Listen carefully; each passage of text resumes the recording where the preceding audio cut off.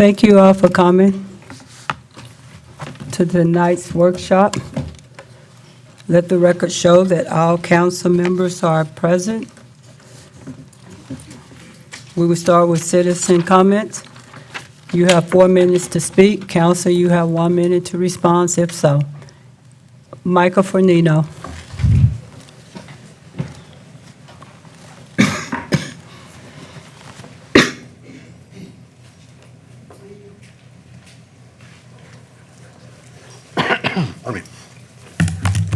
True to my word, I bet you guys $1 last week that you would vote the opposite way. I lost the bet.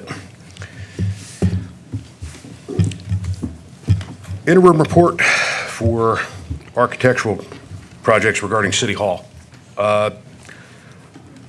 Exodus 32 comes to mind here. Let us build a golden calf. This is a project that we do not need. We do not need the debt for. There's no justification for it. Who would a new City Hall benefit? Nobody. It's not going to fix the roads. It's not going to fix the water pressure. It's not going to address the 101 things that I and many others up here have said you failed to maintain, whether it's proper law enforcement presence in the neighborhoods, whether it's infrastructure repairs. We can't even maintain the parks we have, and we want to build more of those, but that goes to the thinking of this. A new City Hall is a waste of money, and it would just be a monument to yourselves. I'm sorry to say that, but it seems to me like y'all just want to chase a building so you can have a plaque with your names on it in perpetuity to say, look what we built, and to the benefit of absolutely no one. I don't care if it's got 1 story, 2 story, or 100 stories. It is not going to enhance the quality of life of anybody in this city. You could say that it's going to have centralized command and control, but that's highly inefficient in today's day and age when it comes to technology. The city manager needs to have a department head meeting. We're punching holes all throughout the city with fiber optics. Whenever any of you, for whatever reason, can't appear in person, you can use telecommunications to appear on a monitor. Why can't that be done from the building here? We're spending it up on software and hardware and everything else. I don't care if it's you can apply Six Sigma or any of Deming's management principles to this. There's no justification to put this city and its residents, current and future, on the hook for a debt with property taxes to pay this thing off that we don't need. Let's fix what we've got first. With regard to the Marijuana Enforcement Ordinance Annual Report, I don't care what's in it. I don't care what's not in it. In a short period of time, county attorney and the state attorney general will say, thank you very much, but that doesn't matter. I mean, this whole marijuana enforcement thing, and I will say it again, and I've said it before, there's a way to change the law. This is not how to do it. We're in a legal mess, we're in a financial mess over it, and I don't care what the report, again, I don't care what the report says or what it doesn't say. It doesn't matter. It's work that nobody asked for, and it's invalid on the face of it, regardless of what. Now, if the law changes in favor statewide, well, we'll all have to live with that. That's how law works. But with regard to this, I mean, you keep digging a hole with all of everything that surrounds this issue. I mean, I did some research of my own. I'm not an attorney, but I can read. All of you who were in favor of this, and again, I will make the exception of Councilman Solomon, since he did not vote for it, had no part or party to it. Do you realize that one of the penalties, whether you get reelected or not, a lot of you have the risk of being removed by the Attorney General from office, whether you win election or not. I mean, you're already going to have that possibility of that albatross hung around your neck, and that's not a resume bullet I think any of you want. Like, well, tell us about yourself. Well, I was removed from office by a court of law and the Attorney General. I mean, slow it down, apply the law, and again, lack of forward thinking goes back to this City Hall. You guys, you want, but you don't look at the orders of effect after your wants.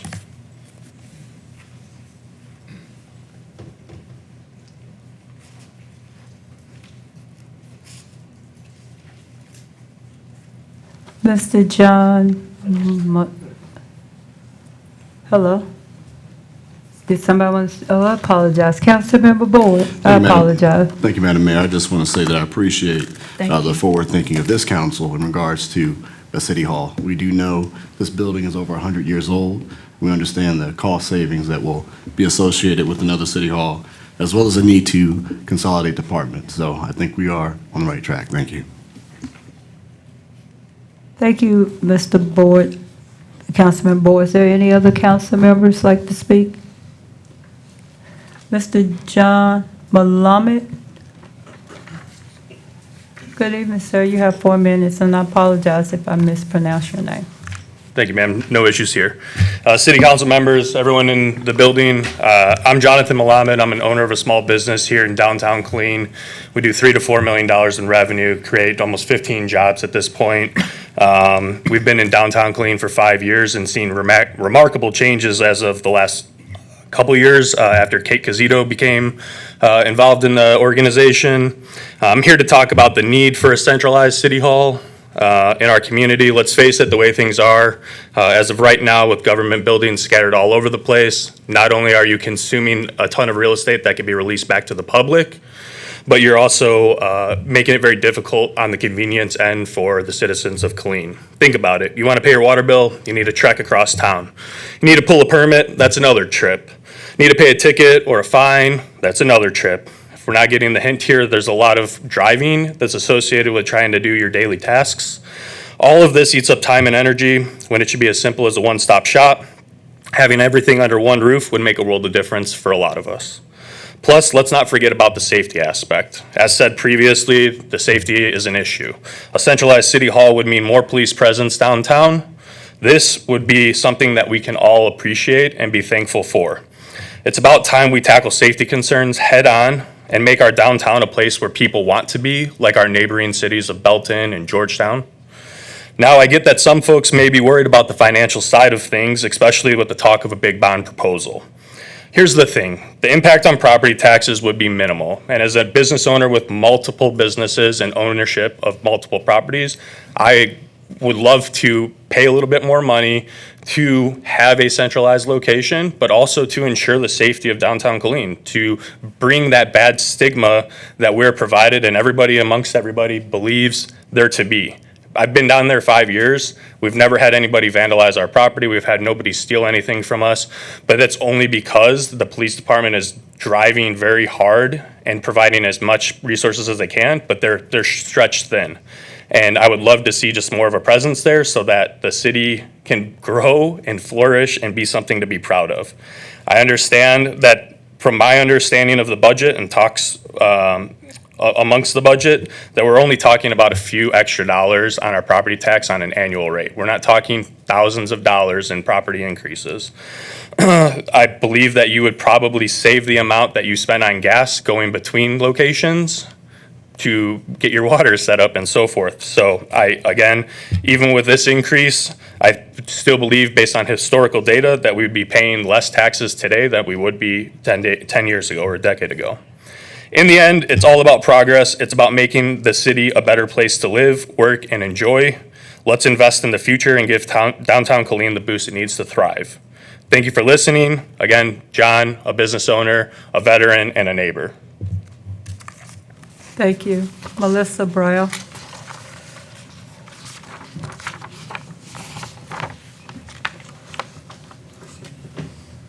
Good evening.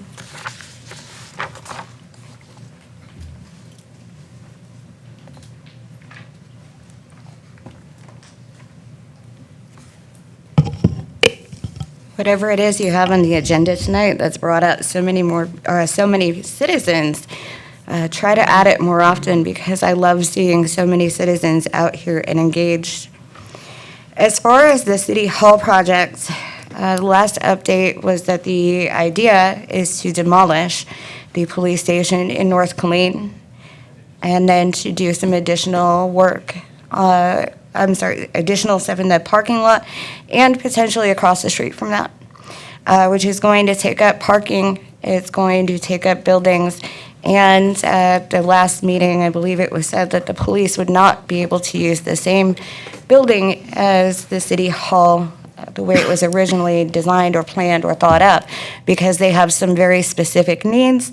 And so therefore, there might be a need to move them over to the Arts and Activity Center. And I do have it on recording on Facebook Live if anybody wants to go back and review that. But that means that there's an additional cost to renovate the activity center also.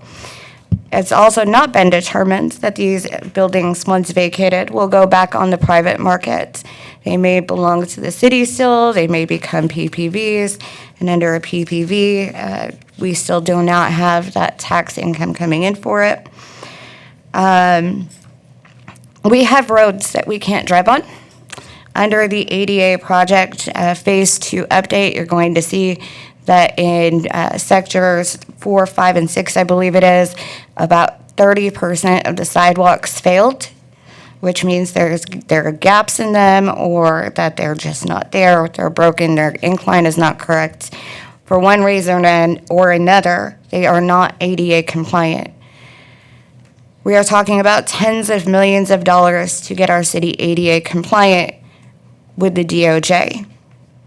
I would much rather see that compliancy happen, which brings a higher quality of life to our citizens, makes it so that people are more mobile. And by the way, if you have to go to 2 or 3 buildings around the downtown area, that brings foot traffic going up and down those streets, down the downtown area, which should be beneficial to the businesses, according to what we're being told, the reason why we need to put a brand-new city hall in downtown. Until we have the streets that are drivable, and until we have the sidewalks and all the ADA compliance that are required by law, we shouldn't be looking at luxury items. And in my opinion, an $80 million city hall is a luxury item, and I will say 80 million again, 66 million in the bond, and between 12 and 14 out of the TERS. Go back and check. Since I'm running out of time, I'm going to jump ahead and talk about the zoning request on Featherline for 195 acres and another 600 single-family residents. That is currently in an area that is supposed to be for controlled growth. So I fail to see how that fits within the comprehensive plan. Even though there are water and sewer lines, streets, electricity nearby. In fact, electricity is so close by, it is right next to a substation. But I am already still receiving complaints from citizens who live in that area that water pressure since the expansion of Yal Ranch is still lower than it was before. And they are concerned that water pressure will continue to drop. The roads there are not prepared for that traffic. In fact, long-term, we will end up having to pay money to expand those roads again in order to accommodate for this traffic. So besides just the maintenance, there is the Thank you. increased Your cost time of is up. construction, which we should James consider. Seal. Thank you. James Sills.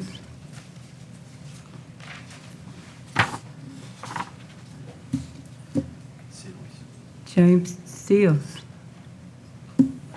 Good evening, sir. You have 4 minutes.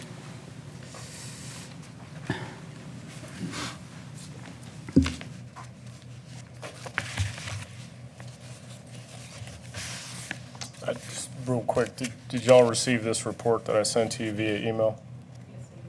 Okay, thank you.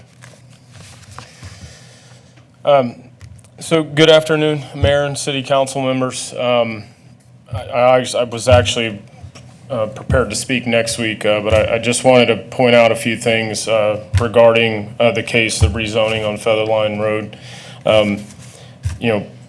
First and foremost, the Planning and Zoning Commission unanimously disapproved this request. Secondly, I've provided a signed petition with 28 property owners that were affected in the 200-foot impact radius. The city staff stated that's only 20% of the residents impacted, but it's actually 73% of the impacted acreage of property owners in that area. So 73% of the person or the property that would be impacted by this rezoning opposed that petition or that rezoning. I pointed out numerous occasions about Featherline Road being classified as a minor arterial road in 2014. However, it has not been reconstructed to meet city ordinance as a minor arterial. It's only 30 feet of pavement width when it should be 48 to 56 feet of pavement width. It does not have the clearance or clear zones on the sides all the way through for the right-of-way through ditch areas or landscaping. It does not meet those requirements. It lacks basic safety features for guardrails, for drop-off points for the drainage, as well as, there's backyards that align on that road that are unprotected. So, city staff basically said in their updated packet that you'll see tonight that Featherline Road is a 2-lane county road with roadside ditches. It is not a minor arterial road. It's not built to support the traffic that's there today. As well in that packet, I pointed out the FEMA special flood zone areas. One of the, a large section of the area is Zone AE, which requires flood homeowners insurance and has a 20% chance of flooding within a 30-year mortgage timeframe.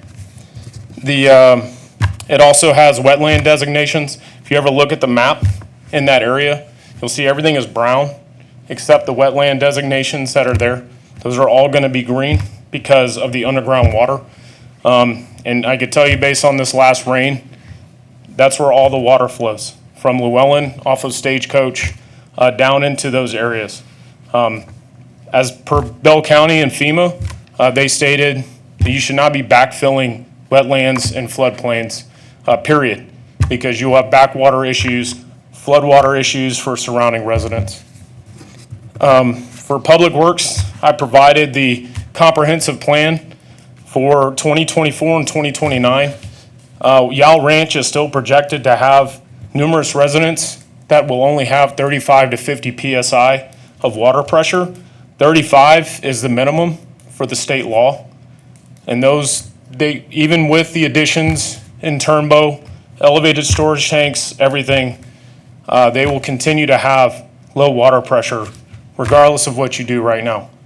So the addition of 600 homes will continue to further strain that water pressure, wastewater management, as well as any other public works in that area.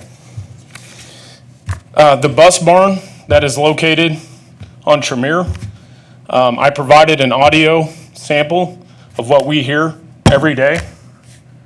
I appreciate your time. Thank you for being respectful and stopping on y'all. Thank Yes, you. ma'am. That is so kind of you. Thank you. Mr. Sean Price. Good evening, sir. You have 4 minutes. And you do have 2 pages of items that you want to speak on. Yes, ma'am, I'm going to be speaking a little fast tonight, All right, sir. all right, because I always have a lot of questions, I know. So, for DS 24-026, the City Hall, the one-stop shop is not strategically advantage for our city. We need to think strategic defense, right? If you do a one-stop shop, it becomes a very large target. And it's, we already have this place. We can remodel this place if we need to. It's already here. We already have the infrastructure already in place. We already have all the communications and everything like that. If it's not conducive to have and operate in the 3rd floor, as the city manager has disclosed, then we should do the repair. That's going to cost a lot less than tearing down our old city hall, which was then converted into the police headquarters, which was then turned back into a substation. So it just doesn't make sense to keep spending and spending and spending when we're $282 million in debt already with a servicing debt line of $1.1 million annually. And we're going to raise it another 2 points just to build a city hall, just so we could have somebody's name on it.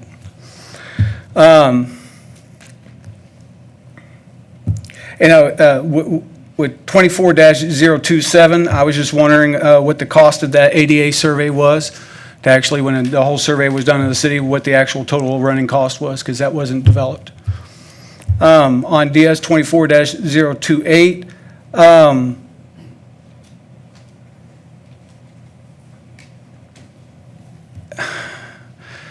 tying of the police hands to do the work that they need to do for drug dealers, right?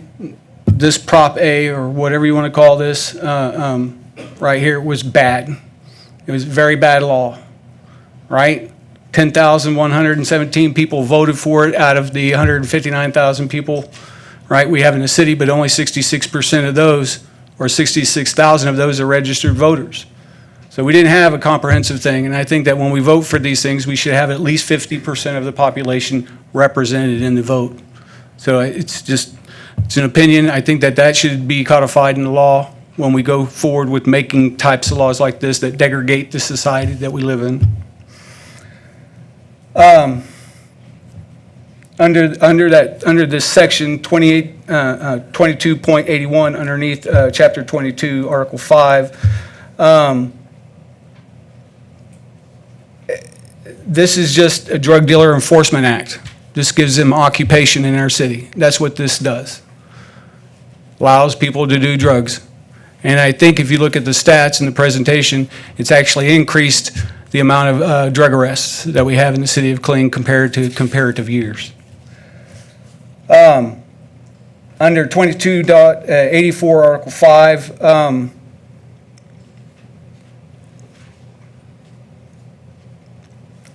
who are the identified stakeholders? Because I consider myself as a resident, and I consider every resident a stakeholder.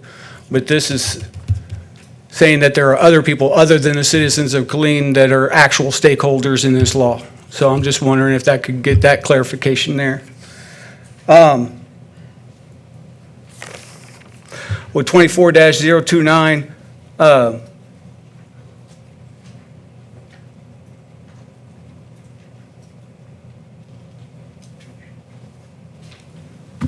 I think it's the number of the events. What is the event on November 5th? What are we talking about here? Mr. Price, your time is up. Oh, okay. Thank you for reminding me. Ronnie Russell, good evening, you have 4 minutes.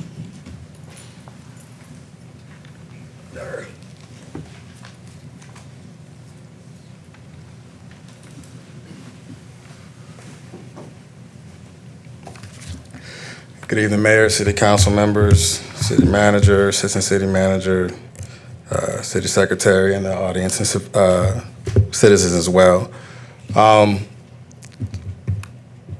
So looking at the agenda item, you know, I heard several people come up here and talk about the City Hall and how they don't want it.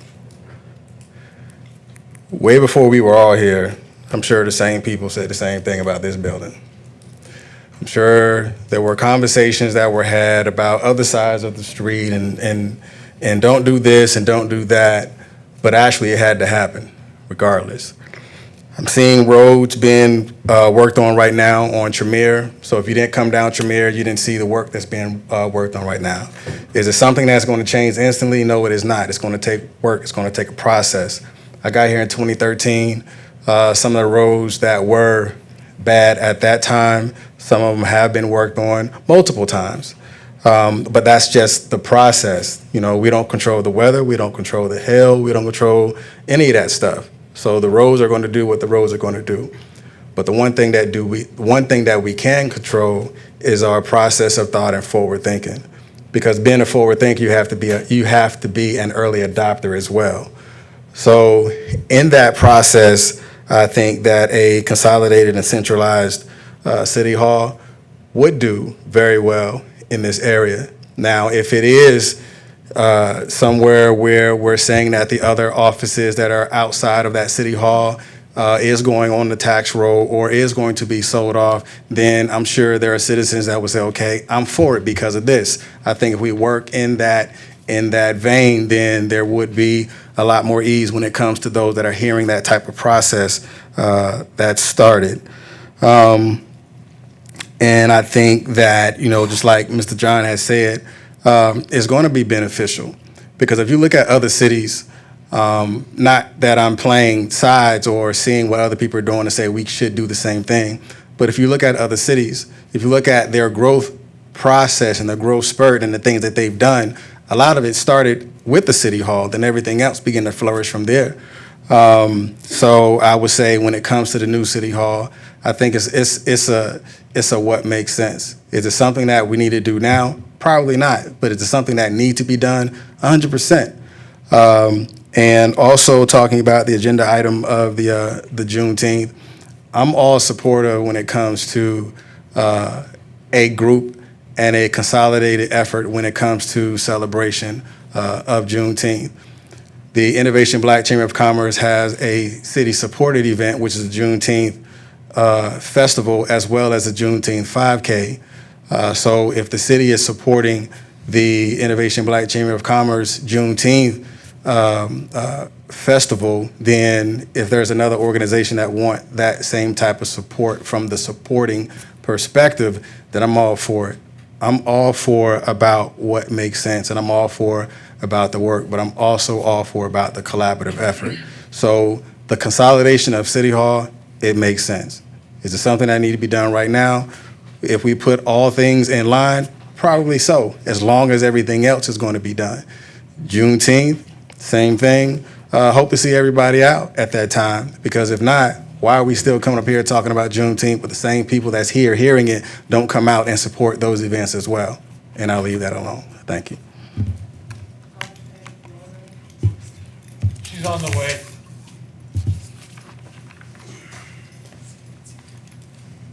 Madam Secretary, discuss items for regular city council meeting on April 23rd, 2024. Items for discussion at workshop. Council, you have 2 times each to speak for 5 minutes. Madam Secretary. DS 24026, interim report from BSW Architects regarding City Hall project. Mr. Cagle.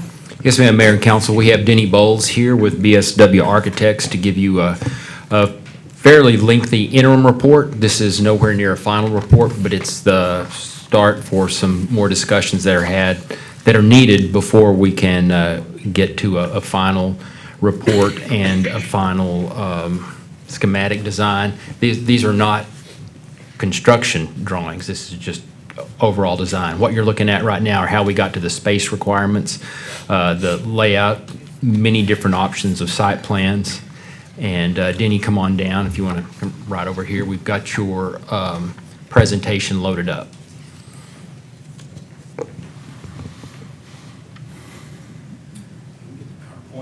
It's loaded. Yours, it's there. Good evening, sir, and thank you for being here tonight.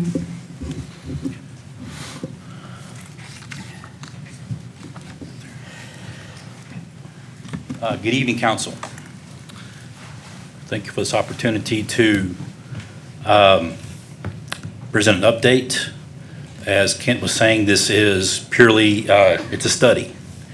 It's to set the scope of work, the needs, pricing, budget, get staff and city input on what this is all about. And so this is just the first of many steps here. So what you're going to see here is conceptual, and it's kind of we use as a base to get to a point and then seek input. And so that's where we're at. Just real quick, a little bit about us.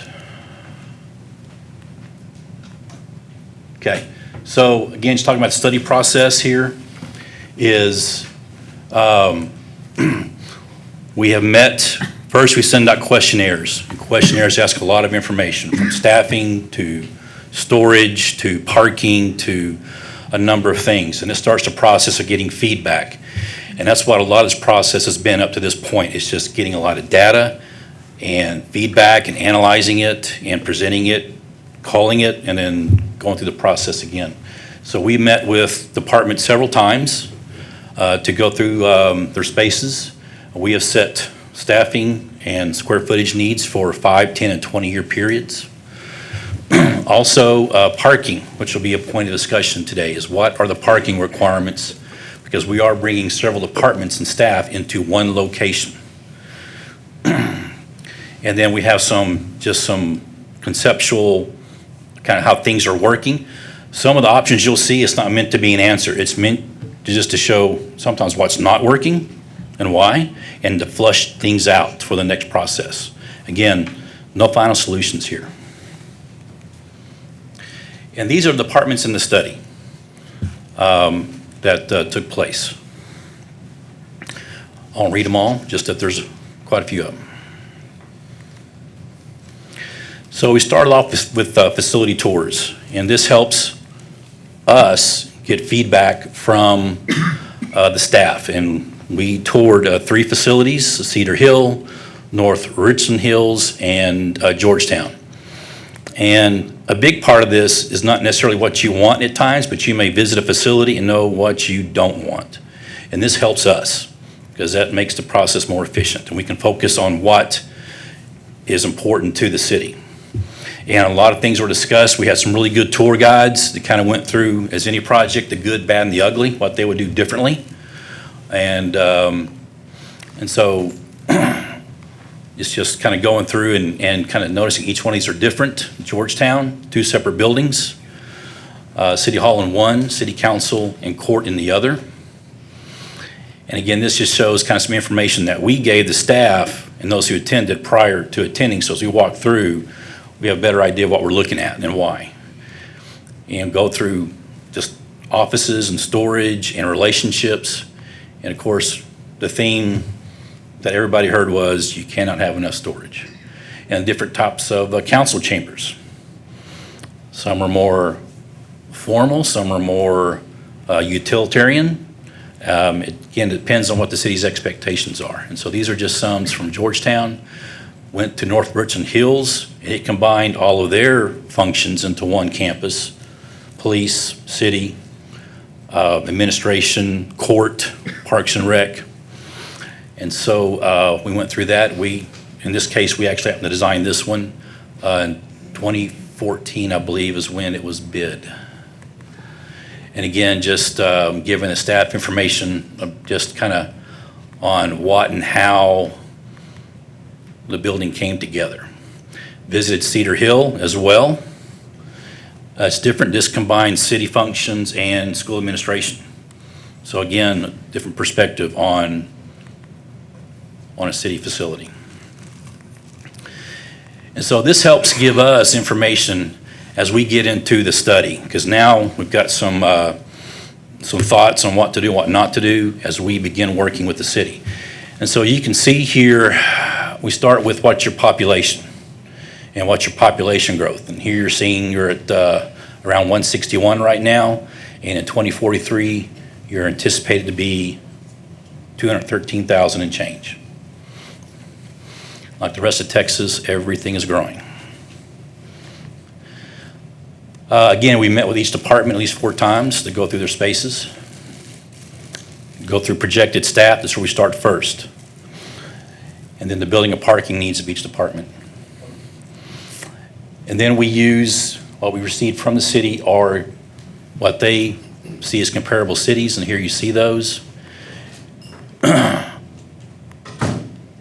So Abilene, Waco, Mesquite, Grand Prairie, Amarillo, all of those you see have different populations. As you see, Killeen is more than any of those population-wise for 2043. But it gives us a benchmark, a comparison. As we start walking through each department, and you can see here where we're at. This is the total staff that was involved in the study. And one note here, where is my pointer? On here. Right there. Oh, it doesn't work on the screen. What you'll see here is at the bottom, that's 279 staff. Not all of those are going in City Hall. Some of the staff within departments will be staying where they're at due to the nature of their job and location. But what we do look at is per capita. And you'll see here we're at 279. And so for a 2043 per capita, we're looking at 1.306. And so that helps us, are we in line? Are we out of line? And so how does Killeen compare with these similar cities? As you can see there at the bottom right, 1.304. So Killeen being at 1.306, the comparable cities per capita at 1.304, we see that we're in line. We're not understaffing or overstaffing. And so we use this as kind of just a benchmark to give to you, say, okay, we're okay here. And again, just kind of showing that we're in line with the comparable cities there. We use space standards in determining spaces, and we generated these over time. They're based around typical furniture. We say, what's the task of the staff being involved? Do they need meeting space, file space, all of those things? And then we create a hierarchy of spaces, and then we start tallying them up. But these have been proven over time because we designed the spaces around the furniture, not around a space. We want it to be efficient. We had to accommodate the needs of what's going on in the space, from offices to workstations to conference rooms and so on. So you're seeing here that currently for the City Hall, we are at a 2043 outlook of 89,768 square feet, and that's for City Hall functions. And you're seeing that on the right-hand bar under City Hall staff's square footage and milestone years, that right-hand bar, 2043. On the right, you're just seeing each department and the summary of each one, staffing and square footage. And so just to make note, to just see at the bottom there, staffing, we have 214. So again, the overall study included 279 staff, but we're only bringing 214 over to the City Hall. It also included municipal court. And again, they're at 25,155 and with a staff of 35 for a 2043 projection. So a total for City Hall and court, 114,923 square feet.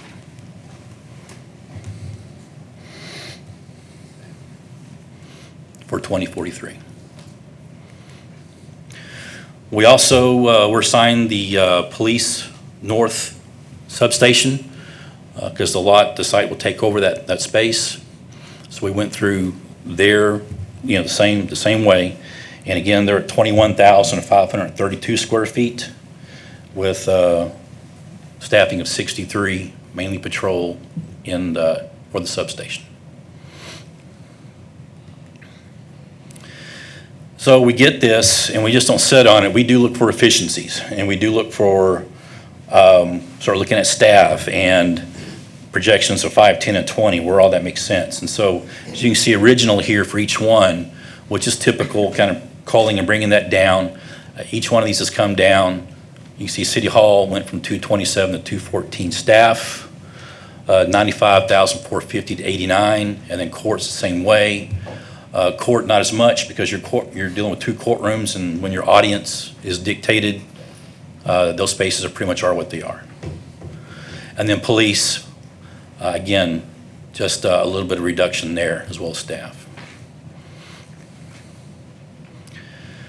So parking, one of the challenges of a facility such as this is bringing it into an urban setting with a lot of parking demand. And that's what you're seeing here.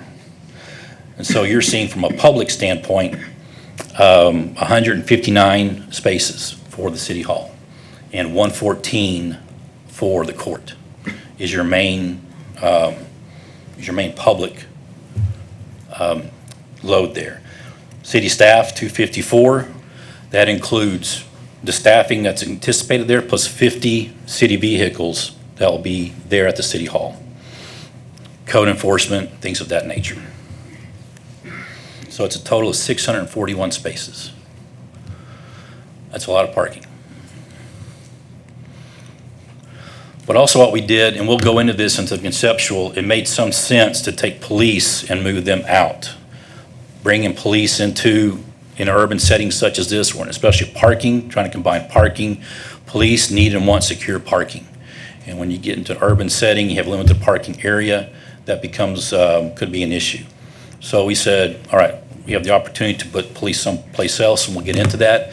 And so this is what between City Hall and court, this is what your demand looks like. And you may say, well, training, you may say 159 is a lot of spaces for public. Well, when you have a training space, a couple of training spaces of 40 and 24, you have a council chamber with a seating of 120, we go 2/3 on that, because not everybody comes in the vehicle. And then some lobby space, that's where your parking, your public parking demand is. And so you got 2 courtrooms, you've got training going at the same time, you got maybe a council chamber going at the same time, council chamber maybe dual use. And so that's why you have that type of parking, public parking demand. Again, a courtroom, you got a 70-person courtroom and a 100-person courtroom. You take 2/3, you're at about 114. So when you combine those, you're also looking at quite a bit of public parking as well. And staff, as we said, you have 204 staff. We don't include everybody. Somebody's sick, somebody's in training, they're not there, plus 50 vehicles. That gives you your 254 staffing number. Still, 562 spaces. So as we started walking through this, conceptual options, the first thing is, these are the areas where everybody's coming from. You got finance, print shop, communications, human resources, permits and code, IT building, court development, city hall, and police annex. Some options all coming into one building. The staff, the square footage, and the parking all coming into that 2-block yellow box there. And that's, in this case, we'll show some with a 3 blocks, but in this scenario, we're saying this is where everybody's coming in that 2-block scenario there. One of the things we'll look at is taking the police substation and putting where finance, print, and those guys were up at the KACC, I believe. And it appears that, we have to do some further studies, but it appears that will be able, also from a parking standpoint, absorb they bring their own vehicles and police vehicles and also the square footage that they need. In a lot of ways, this helps the City Hall site because one thing, you have a wide variety of clientele. City Hall has certain clientele, court has certain clientele, police has another certain type of clientele. And a lot of times getting into the urban setting and creating separate entrances as well as parking can be a challenge. So this is just showing you in that red box there, you're seeing the 2 blocks, the 2 lots. And we're just saying if everything was 1 story, this is what you have. And as you can see, everything's spilling over. So it's telling us we got to go up. And so we just do this exercise for our own sake, just to be able to graphically explain kind of what you need to do.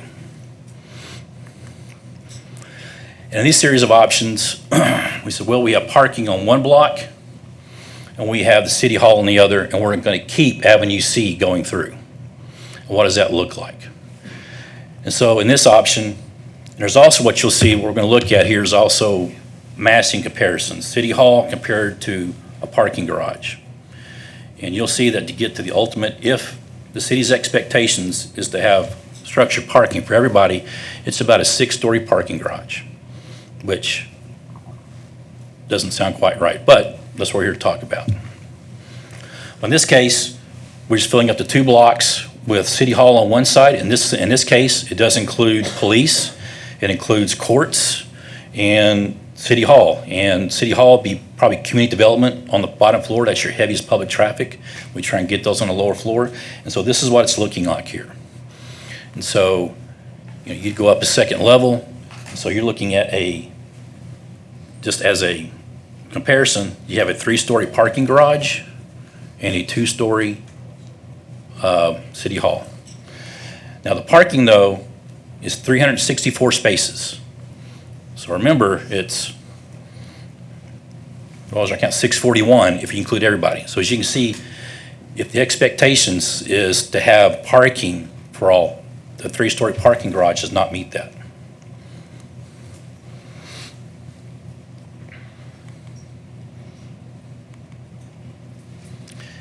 And so this is the same concept. We're saying City Hall, we need some green space, we need some plaza, we need some front expectations here.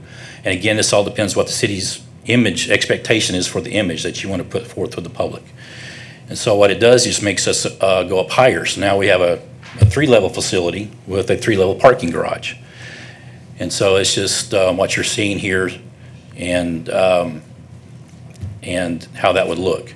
In this case, we're showing a sky bridge on some of these because if you have court days or if you have training going on, you have a lot of traffic going across Avenue C.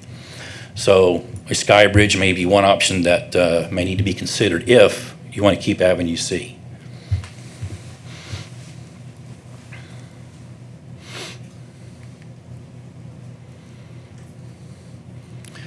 So again, just another scenario with, in this case, there's been some desire to see what does this look like at a 5- or 6-story building, and what does that look like?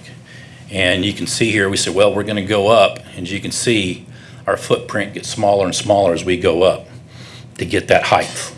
But then also what we're doing is we're bringing the parking garage up with it, so we have some similar massing going on.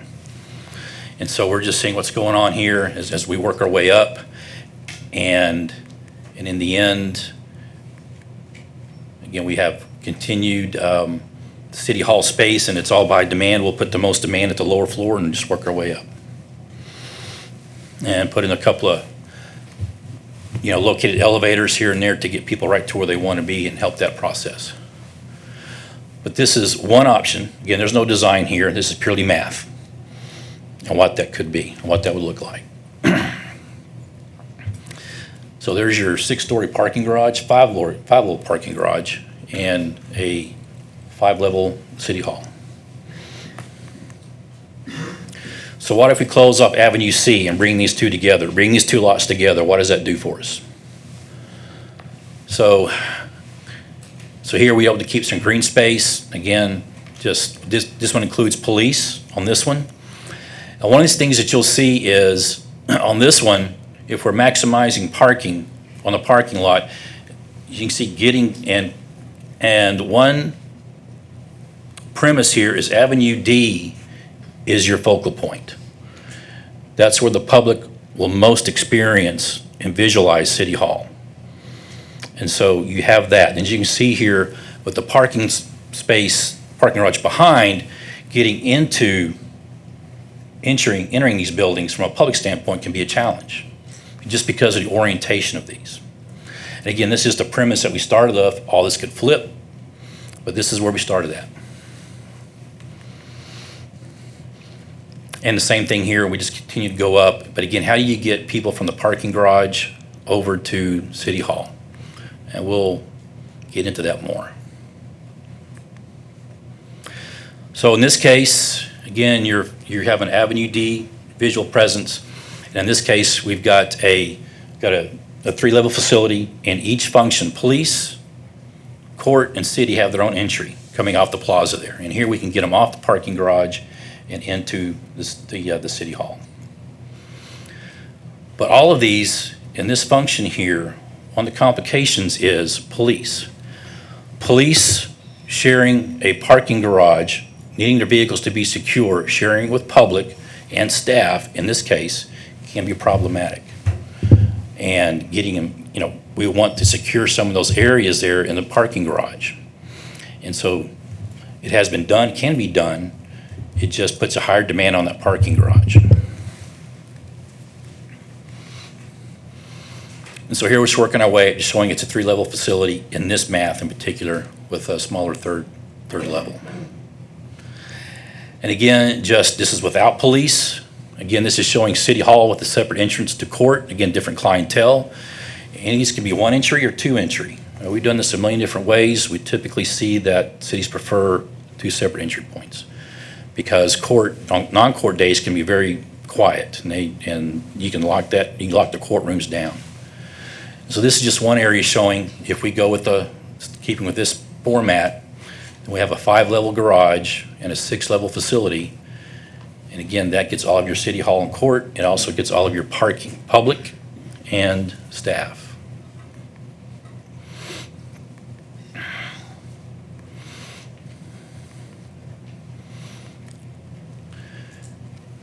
And that's just one option to look there. So there was some talk about, as you can see, the parking garage is an animal unto itself here, and it's really driving the show. It's really not the city hall, it is the parking. We say, well, what if we take it and we try and get it behind city hall? You've got your industrial side to the east, west, then you've got your revitalization area onto the east. And so what if we faced, we want to hide the parking garage and we face Avenue E? And what does that look like? And so this is just one idea that it looks like. But as you can see here, your front door becomes between the parking garage and the city hall. We can bring them around the plaza, which you're seeing there, showing there at the bottom. But, and we're showing a one-story police facility that they can have their own surface parking in this particular situation. But again, as you'll see, there's negatives and positives to each one of these. In this case, this is a 4-level garage, and it's just rearranged differently.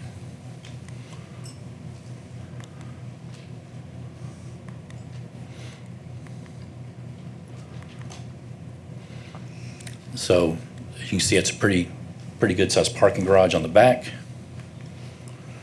And then from the front, police facility substation on one end, and then kind of your plaza area on the other. And then the question came up, I guess in the past, the opportunity to buy the adjacent lot has come up. So, well, what if we included that? What does that do to us, just to take a look at it? And so here what you're seeing is just City Hall and Court, and this is purely just surface parking. So from a staff standpoint, to the north, we can get in 168, a little shy. And the question is on-street parking for the rest, is that okay? And on the public side, you got 214, because you got court days and council days, or maybe it's just a free-for-all. But total, you've got, almost 500, somewhere in there for your parking. And you don't have the cost of a parking structure. Remember, every parking space you build for a parking structure is money out of your city hall if you go that route. And so this is just showing what this would look like in this scenario on 5A, and then just what the approach would look like and as you're approaching the building in this scenario.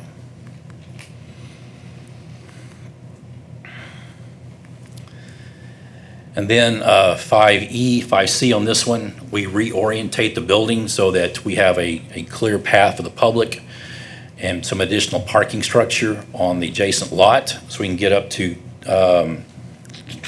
240 spaces. And as you can see, we have a clear path for the public to come to, and they can either come to public or City Hall, they can come to the courts. With staff parking behind them, staff can come right into the City Hall and court as well. So that helps from a security standpoint. So this is 2-level garage on each one. Again, does not meet parking demand, and probably one of the biggest questions we'll have tonight, at least for me, is what are the city's expectations for parking? What is it and what is it not? And so, and this is just showing how this would go up to be a 4-level facility. And again, we're just showing not the design, but if some option has a strong sense of entry, then we emphasize that to show what the intent is and what this is beginning to look like, just purely from a massing and math standpoint. And this is just a summary of all the options, what has surface, what has public parking, or what has structured parking, multi-level, things of that nature. So, and which one's 2-block and which one's 3-block. So that's a pretty high level there. That was important to show you kind of we got from point A to point B. Again, we've gone through many, options and vetted out what each one, the pros and cons are. Not every single one is, as you see, has a strengths and weaknesses. And it's not necessarily meant to solve the problem, it's meant to flush out the problem and to seek input. And so that is what we are here to do tonight.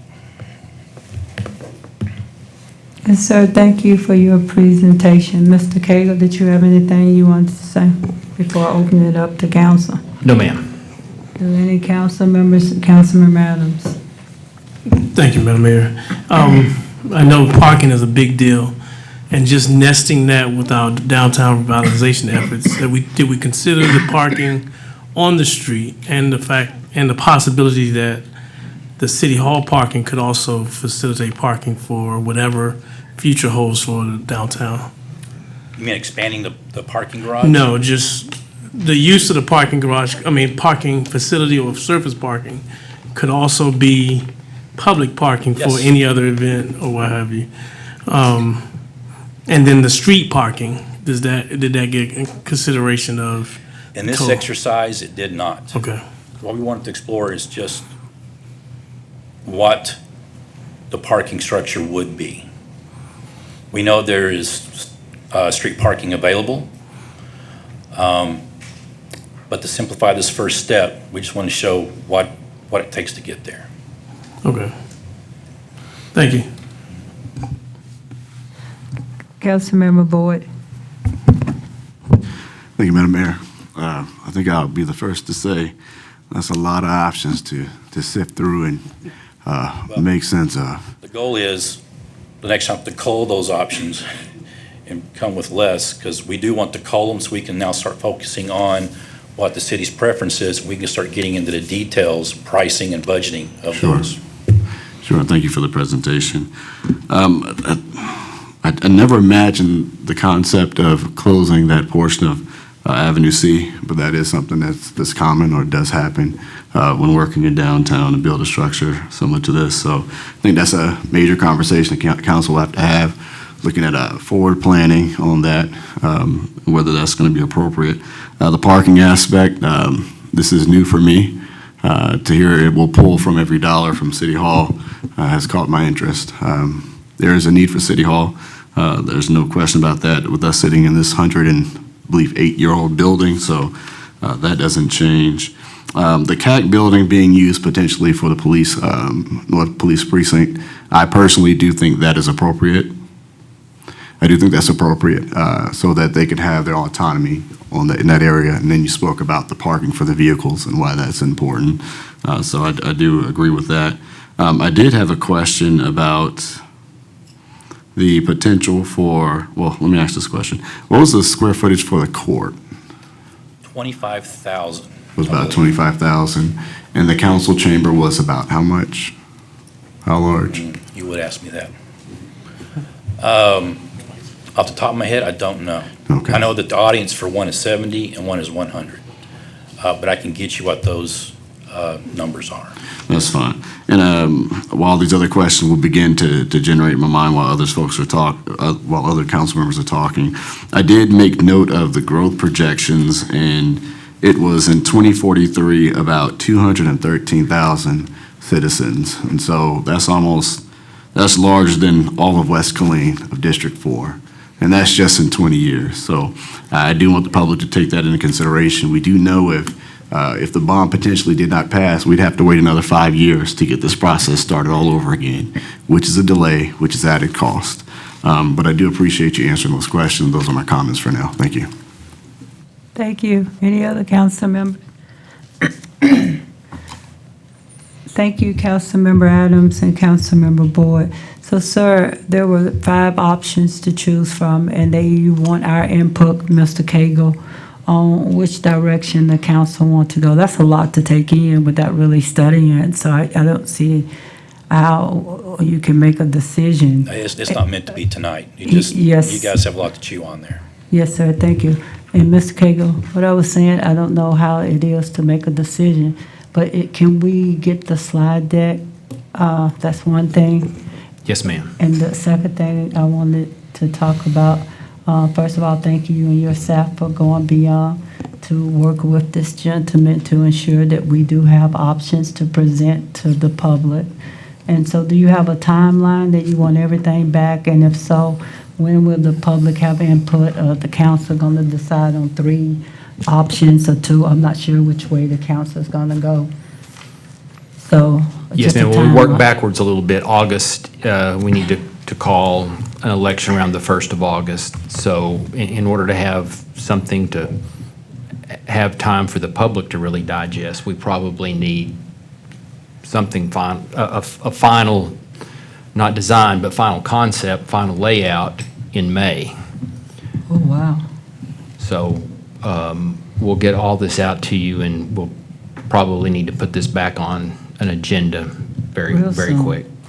There's a tremendous amount of detail behind the presentation that you just saw that we'll get to you too, so you can see the size of the square footage, the layout would be of every type of office that's involved in the council chambers and those types of things. Okay. So, sir, thank you for your expertise in working with staff. And it's a lot of information, and I know you went to great detail to present this to us tonight. Councilmember Adams, and I come back to you, Councilmember Boyd. Oh, yeah, Councilmember Boyd, you can go because Councilmember Adams have spoken. We both did that. But when you both, you know what I mean. Councilmember Boyd. Just so the public knows, there's an upcoming bond advisory or a public meeting, correct? That's coming up next week? Yes, sir, next Thursday. Okay, next Thursday, so the public knows. And will this be covered or discussed to some extent? Yes, to some extent it will. The main issue of this, though, is to get more input from the public. That's what the Citizens Board asked us to do. It's an opportunity for more public input. But we're happy to have this available when questions come up. Absolutely. The last question I have for the architect was, during the tour that we did, some of the council members did, to Georgetown in North Texas, we made note that most of these had offices for the council members. Is there any way to bake that into here, potentially adding a total of, it's already baked in there? We've added the council, department, I guess, lack of a better term. Okay. I'll wait to take a look at that. Like was mentioned, we haven't seen all this in detail. But thank you for that. That's all I have, Madam Mayor.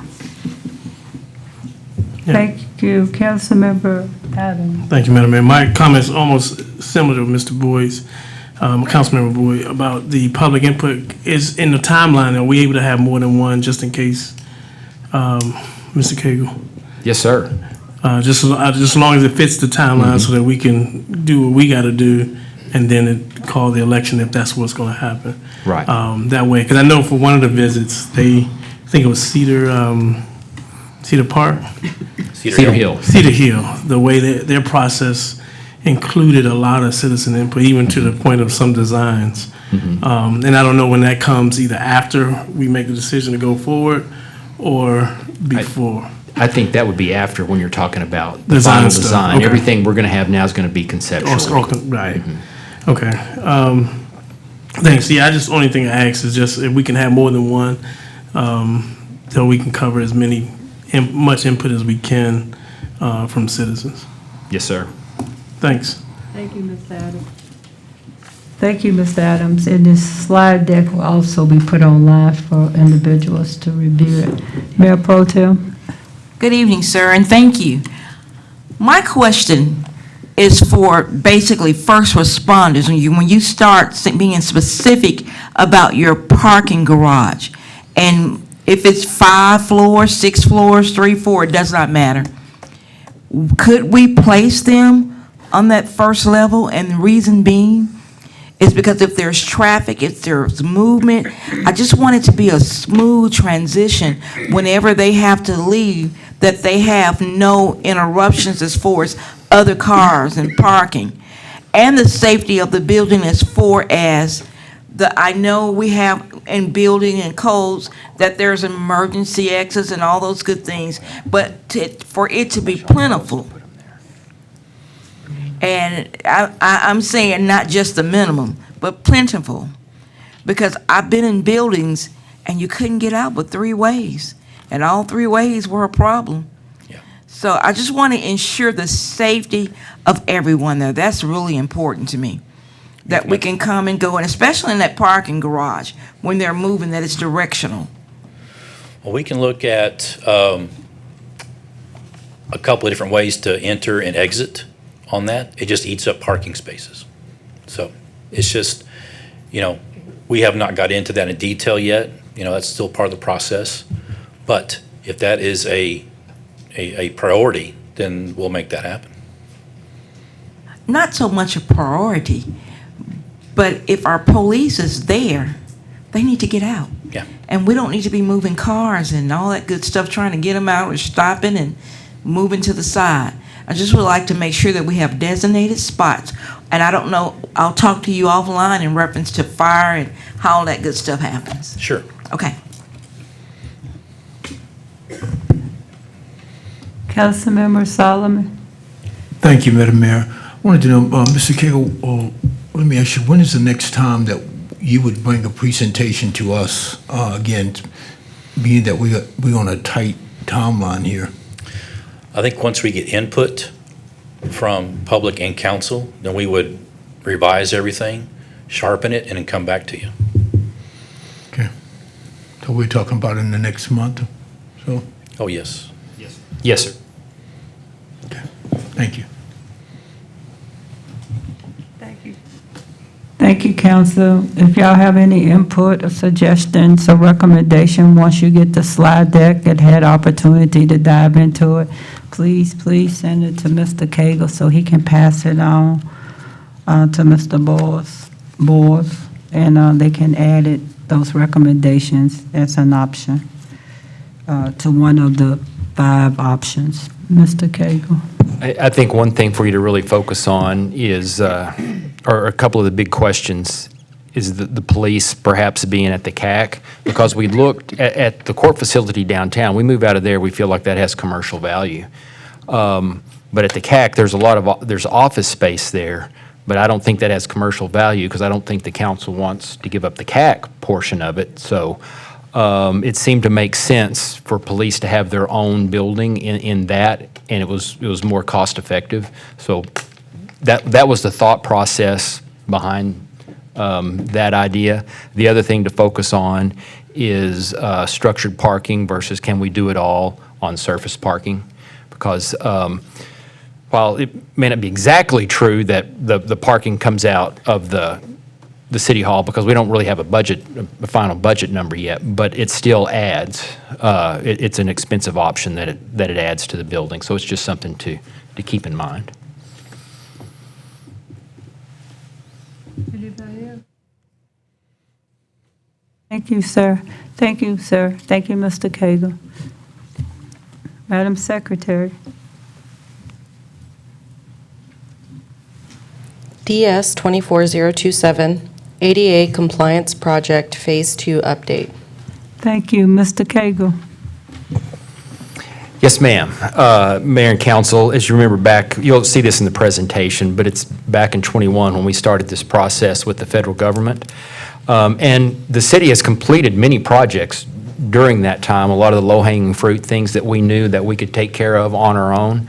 But there's some big aspects, and we had a 2-phase study, and this is the second phase. It's going to talk about some of the more expensive issues. And so that's the report. And Jolynn, I'll turn it over to you. Good evening, ma'am. Good evening, Mayor, City Council members, and city staff. Thank you for having me.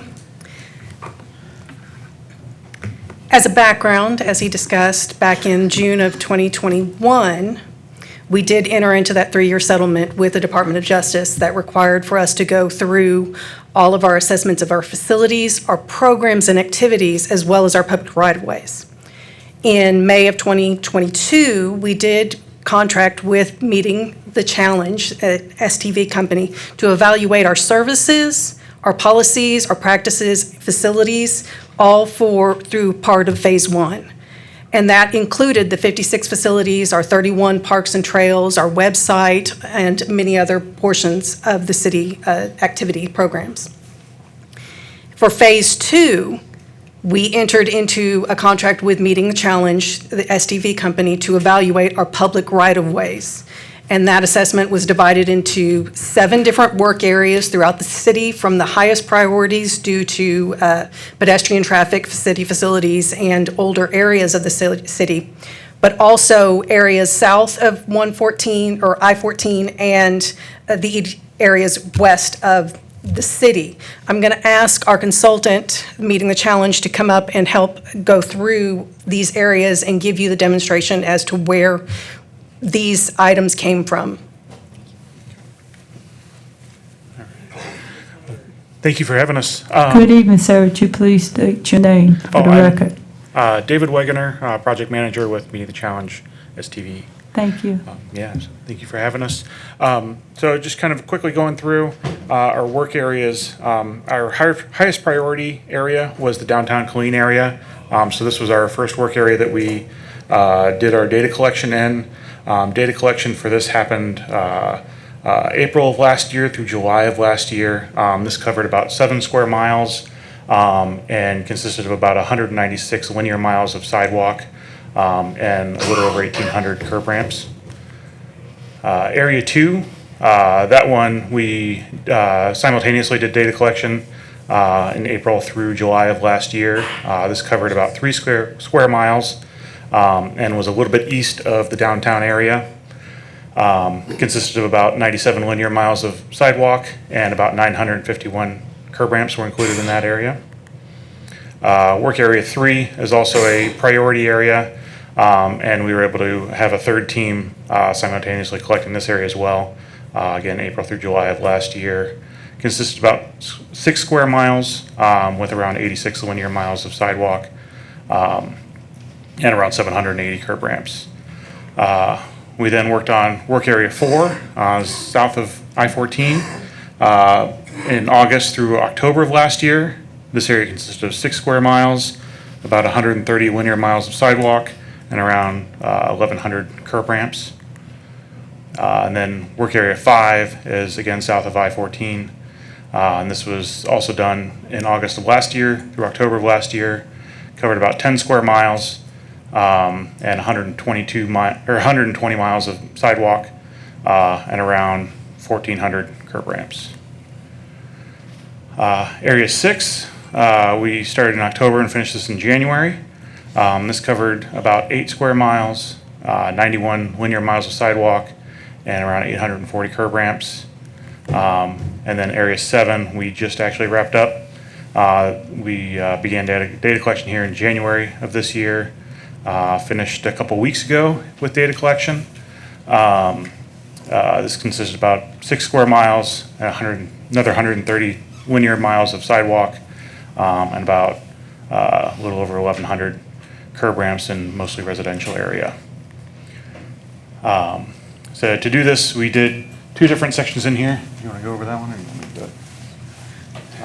First one was manual data collection, which James was a major part of, so I'll let him talk about this piece.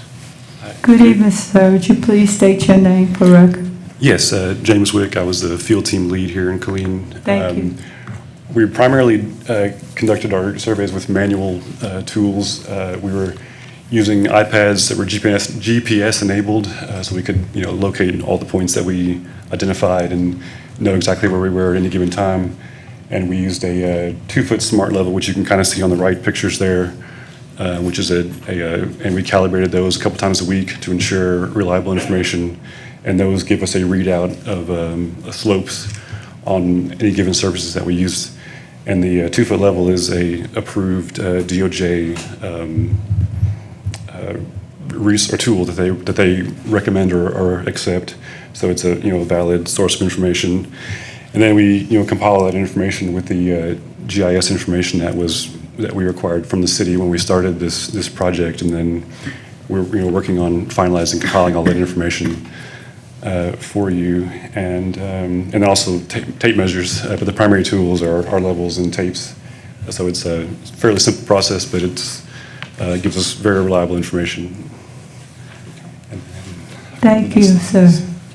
Yeah, and then about 2/3 of the way through the project, we were able to acquire some different technology that allowed us to do manual collection of the sidewalks a little bit faster.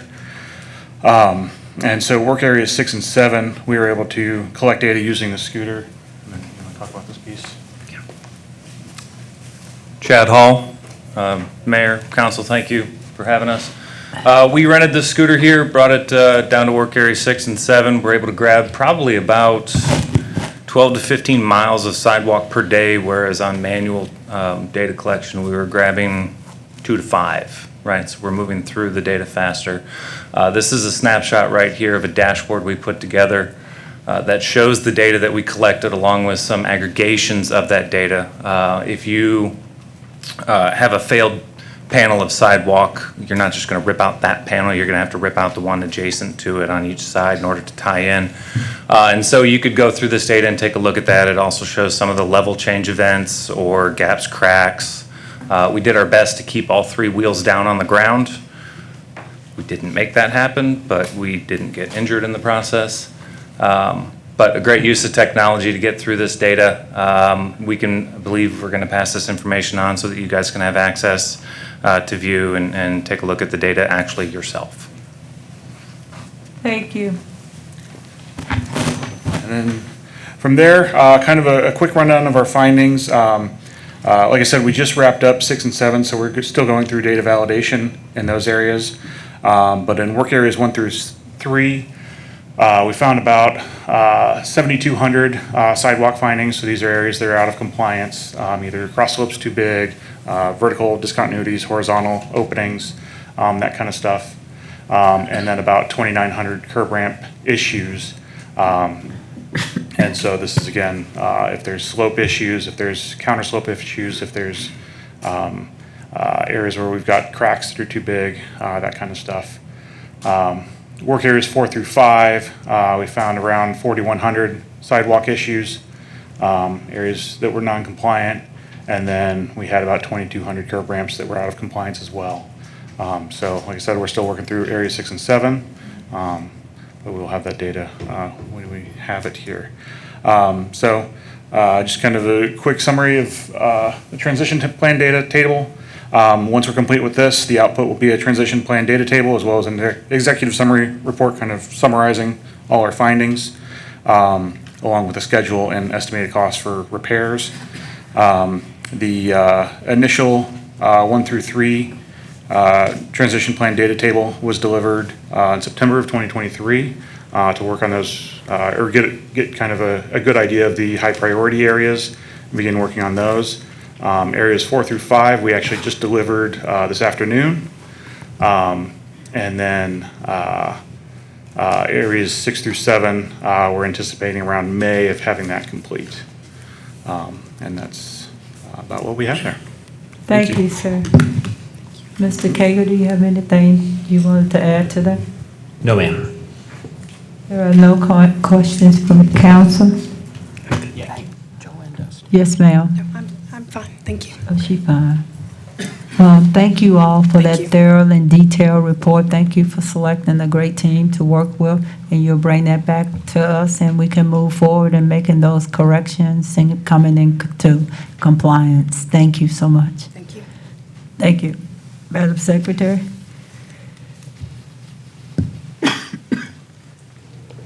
DS 24028, Marijuana Enforcement Ordinance Annual Report. Mr. Cagle? Yeah, Mayor and Council, this will be our second annual report that's called for in the ordinance. Chief Lopez? Yeah. Good evening, Mayor, Mayor Pro Tem, City Council, City Manager.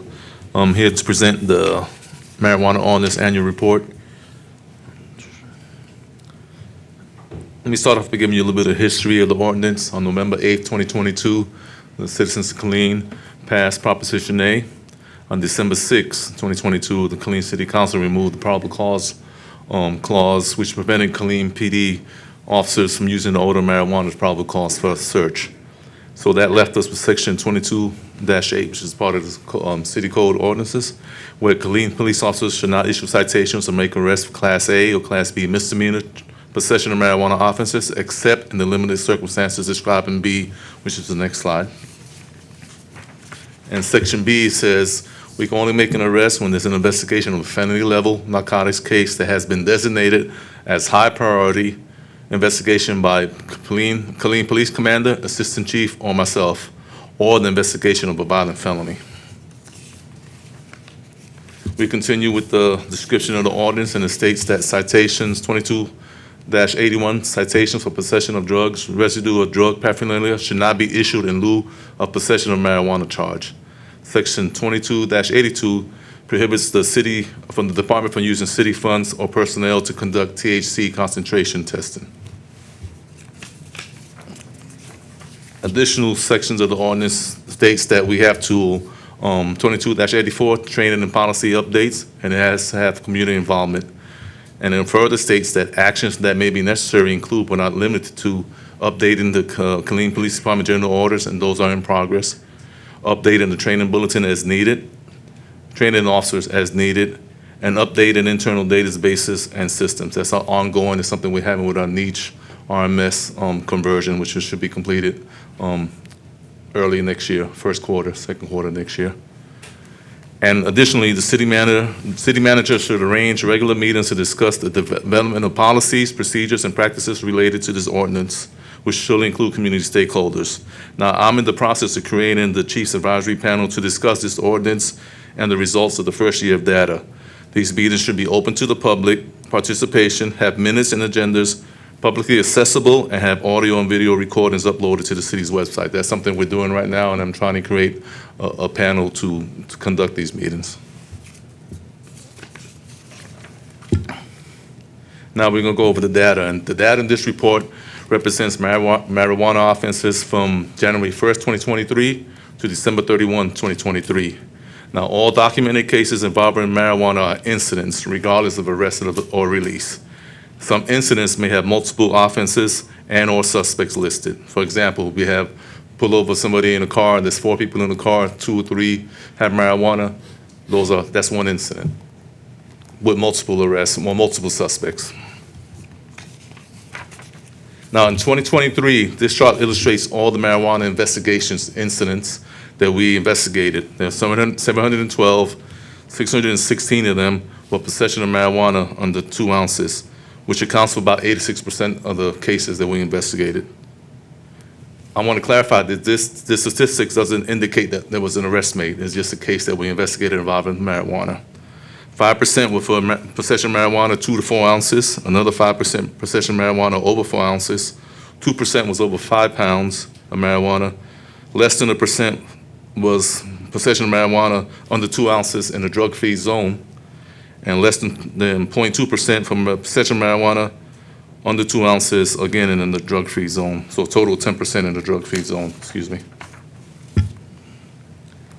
Now, when you look at this slide, out of the 712 cases that we investigated, we only made 123 arrests. So out of the 123 charges, 82% of the cases were under 2 ounces. 11% were over 4 ounces. 3.25% was 2 to 4 ounces, and 3.25% was 5 to 50 pounds. Now, when we look at the data, we segregated it by marijuana suspects by gender. We have 127 that are females, 476 males, and 7 that is unknown because our current RMS system doesn't have mandatory fields, so sometimes when an officer skips the field, we won't capture the gender of the suspect. Again, this doesn't mean we made an arrest. These are the cases that we investigated, broken down by gender. Now, this slide illustrates the number of arrests that we made, broken down by gender. We have 17 females and 101 males, so for a total of 118 cases. Now, I said earlier we had 123 charges, but like I said, sometimes suspects have multiple charges in one incident, so that's why there's a 5% difference. I mean, 5 cases difference. And we look at this stat. This is the total of marijuana suspect demographics, females. 127 investigations involve females. Again, this does not indicate that the person was arrested. Now, when we look at the race, race refers to physical characteristics such as bone structure and skin color. Ethnicity refers to cultural factors including nationality, regional culture, ancestry, and language. While race is biological, ethnicity is a social science construct that describes cultural identity. So look at the stats there. If I'm going too fast, please let me know to slow down. Now, these are the stats for the male. Again, it doesn't indicate that the males were arrested at a higher rate than the females. These are just investigations. 476 investigations involving females. Now, this slide indicates the number of people that we investigated versus arrests. We had 118 arrested out of 492 were released. 81% of the suspects detained for marijuana were released, and only 19% were arrested. Now we do marijuana arrests by race and ethnicity, and you can see the data. 118 arrests, 16 were Hispanic, 1 American Indian, 1 what's that one there?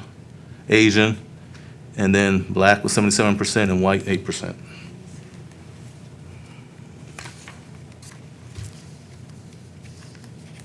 Now, these are just suspects broken down by race and ethnicity.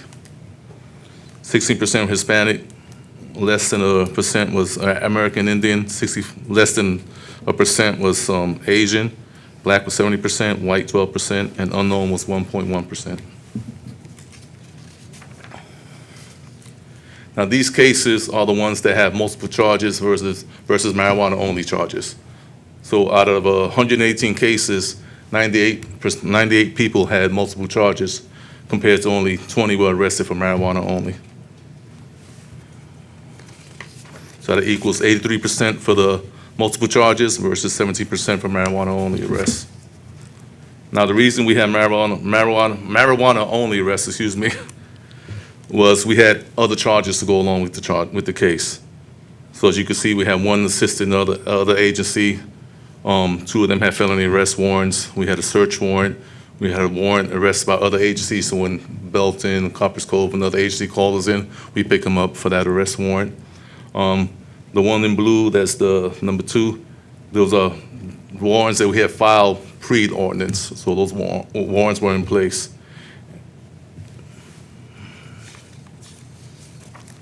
Now, we had additional charges related to marijuana arrests. When we arrested somebody, 15 of them had violent offenses, which includes aggravated assaults, robbery, simple assault. They had traffic offenses, which is DWI, driving while intoxicated, driving while license invalid, minor traffic infractions.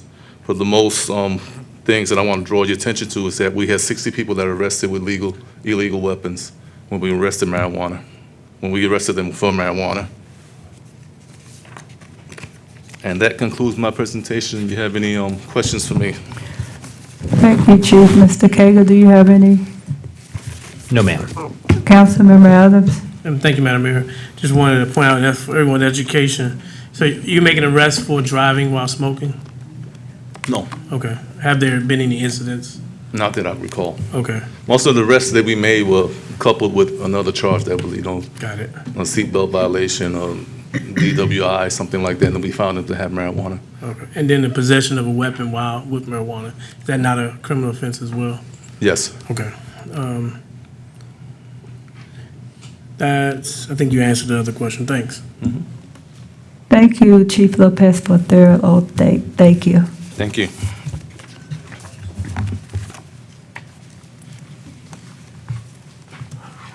Madam Secretary.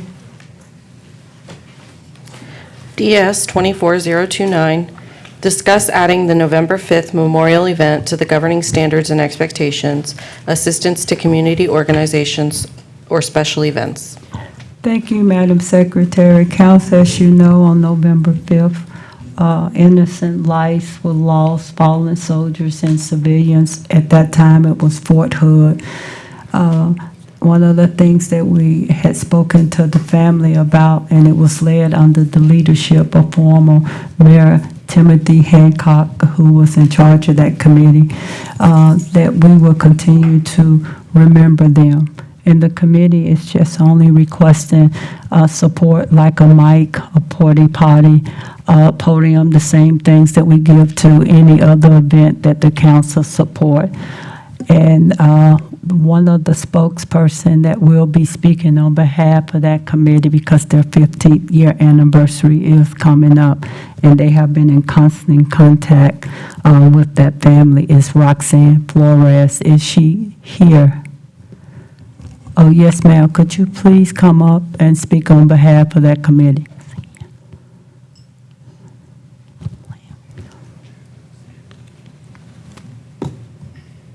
Good evening, ma'am. Please state your name for the record.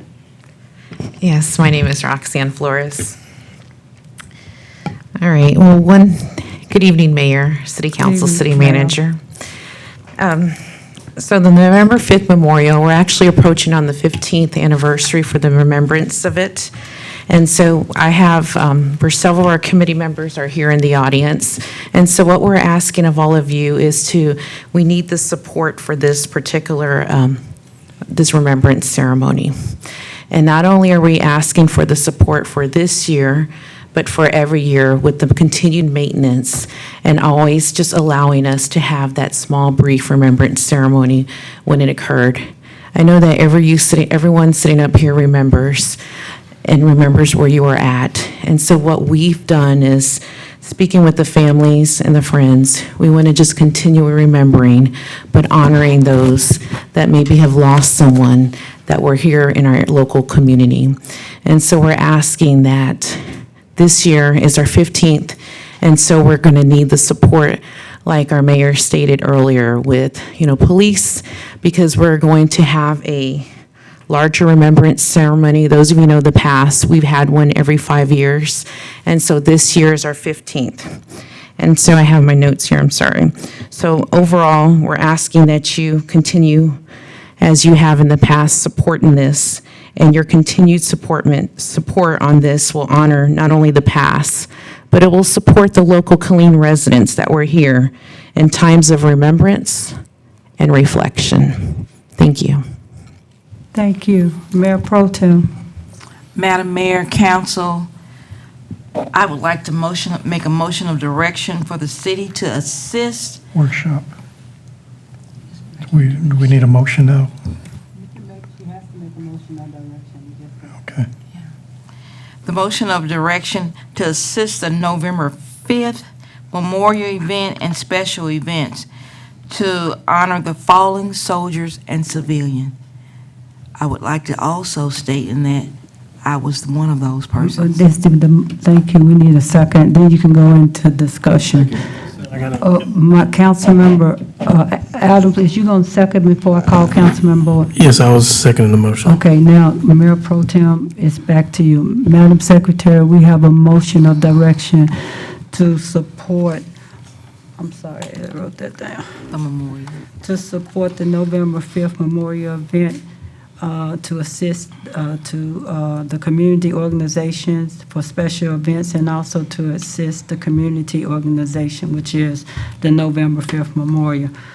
It was the motion of direction by Mayor Pro Tem, and it was second by Councilmember Adams. Mayor Pro Tem, you have 5 minutes. I won't take the whole 5 minutes, but council, mayor, and audience, this is an important day. I'll never forget that day. I'll never forget the blood. I'll never forget seeing my co-workers running. I'll never forget. And I will always reflect and be grateful for just being here. Thank you, Mayor Pro Tem, and thank you for your service, for assisting individuals on that day. All right. Thank you, ma'am. All in favor, yes. All opposed, no.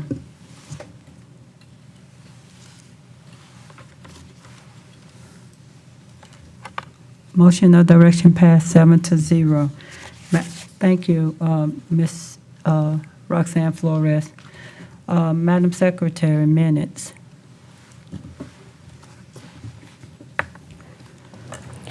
MN 24008, consider minutes of regular city council meeting of March 19, 2024. MN 24009, consider minutes of regular city council meeting of March 26, 2024. Thank you.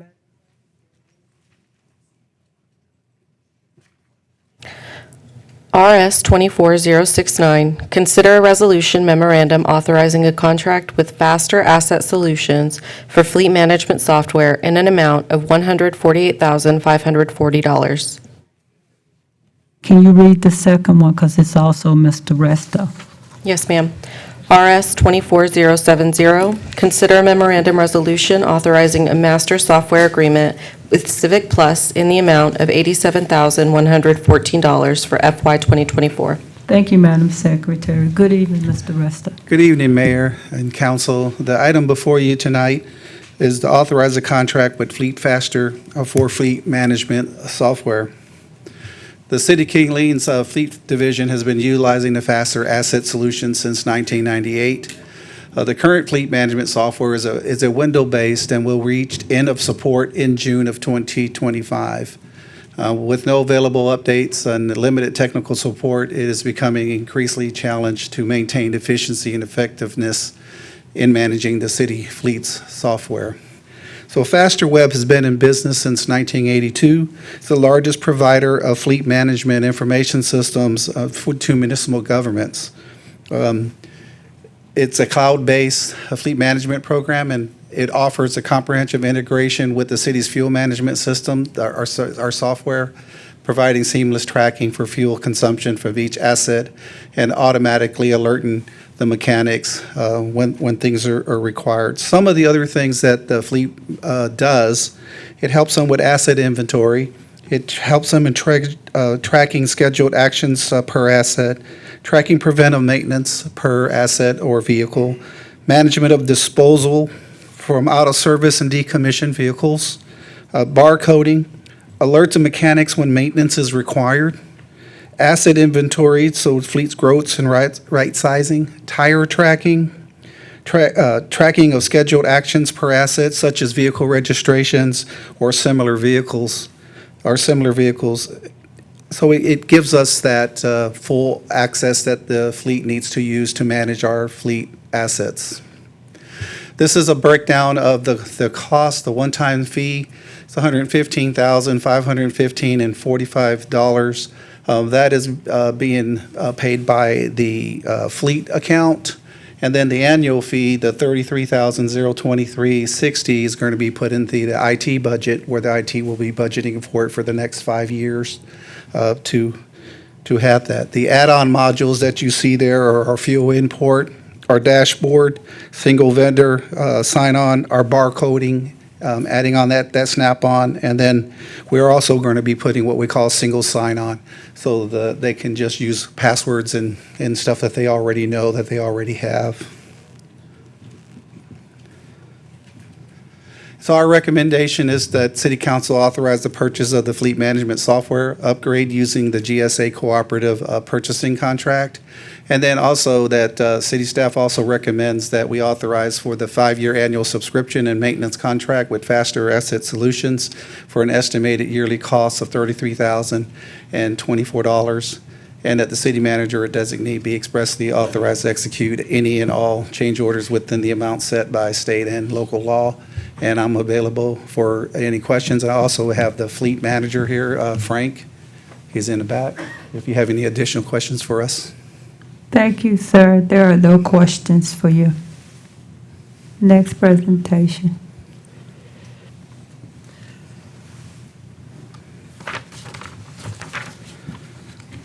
So the item before you tonight is to authorize a master software agreement with Civic Plus. So the city currently utilizes software products that were originally under separate vendors and were acquired by Civic Plus. So the software packages are now under Civic Plus umbrella, and it cost will exceed $50,000, which is why we're coming to council for approval. By entering into the master agreement, the city aims to streamline procurement process, standardize the service and delivery, and again, enhance the overall effectiveness of communication strategies. This is a list of the current software that have come underneath this umbrella. So with the city's website and design, our codification, which is the ordinances, when they're updated, that's what the codifications are. Every time we do an update, they manage the website and they manage sending us the paper copy. Social media archiving, our C-Click Fix, or what we call Colleen Connect, the app where they can citizens can send stuff into us, and then a mass notification and specific alerts that we have. There are also some other things that are in here, like the ADA compliance stuff that are on our website, or it's coupled within these products. So currently, this is our 24 cost, and the total $113.85. Another objective of this is to get us all on the same renewal schedule instead of all over the calendar. So that's one of the other objectives of trying to put this together like that. And our recommendation is to execute a master software agreement and utilizing the TIPS contract in the amount of $87,114 for this term of 2024 through April 2025. What that means is I'll be seeing you guys next year again to do another upgrade the master agreement for the costs as we go through, and as if we add any more products from Civic Plus. and I'm available to answer any of your questions at this time. Thank you, Mr. Resto. There are no questions. Okay, thank you. Madam Secretary. RS 24071, consider a memorandum resolution authorizing the city manager to sign an agreement with the Texas Department of Transportation Aviation Division for the administration of an airport terminal program grant for the new terminal building at Skylark Field. Thank you, Madam Secretary. Good evening, Mr. Wilson. Good evening, ma'am. How are you? I'm doing fine, and you?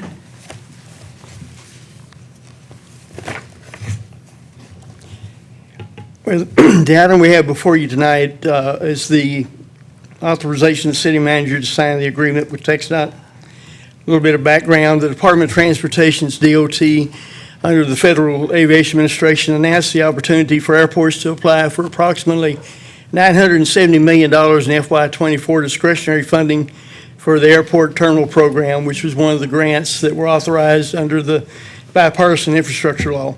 The purpose of the ATP is to make annual grants for 5 years to modernize and address the aging infrastructure at the nation's airports. ATP is a highly competitive grant that was only awarded to 114 airports in the nation. City of Killeen was selected to receive an ATP grant in the amount of $1.5 million. The ATP grant will be combined with the funding from the previously approved CO bond in the amount of $2.7 to fund the new Skylark Terminal building and associated infrastructure improvements that are currently in design. Skylark Field is a general aviation airport supported by the FAA's state block grant program, and as such, the Texas Department of Transportation's Aviation Division will be administering the grant on behalf of the FAA. TxDOT Aviation requires that the City Council approve a resolution authorizing a designated individual to execute the grant agreement and related documents pertaining to this grant. So our recommendation is the City Council would approve a resolution authorizing the city manager to execute any and all required documents, including amendments pertaining to the FAA Airport Terminal Grant being administered by the Texas Department of Transportation's Aviation Division. And I'd be happy to answer any questions. Thank you, Mr. Wilson. There are no questions. Thank you. Yes, ma'am. Madam Secretary. RS 24072, consider a memorandum resolution renewing the agreement with Patillo, Brown, and Hill LLP to provide independent auditing services for the City of Killeen for the fiscal year ending September 30, 2024.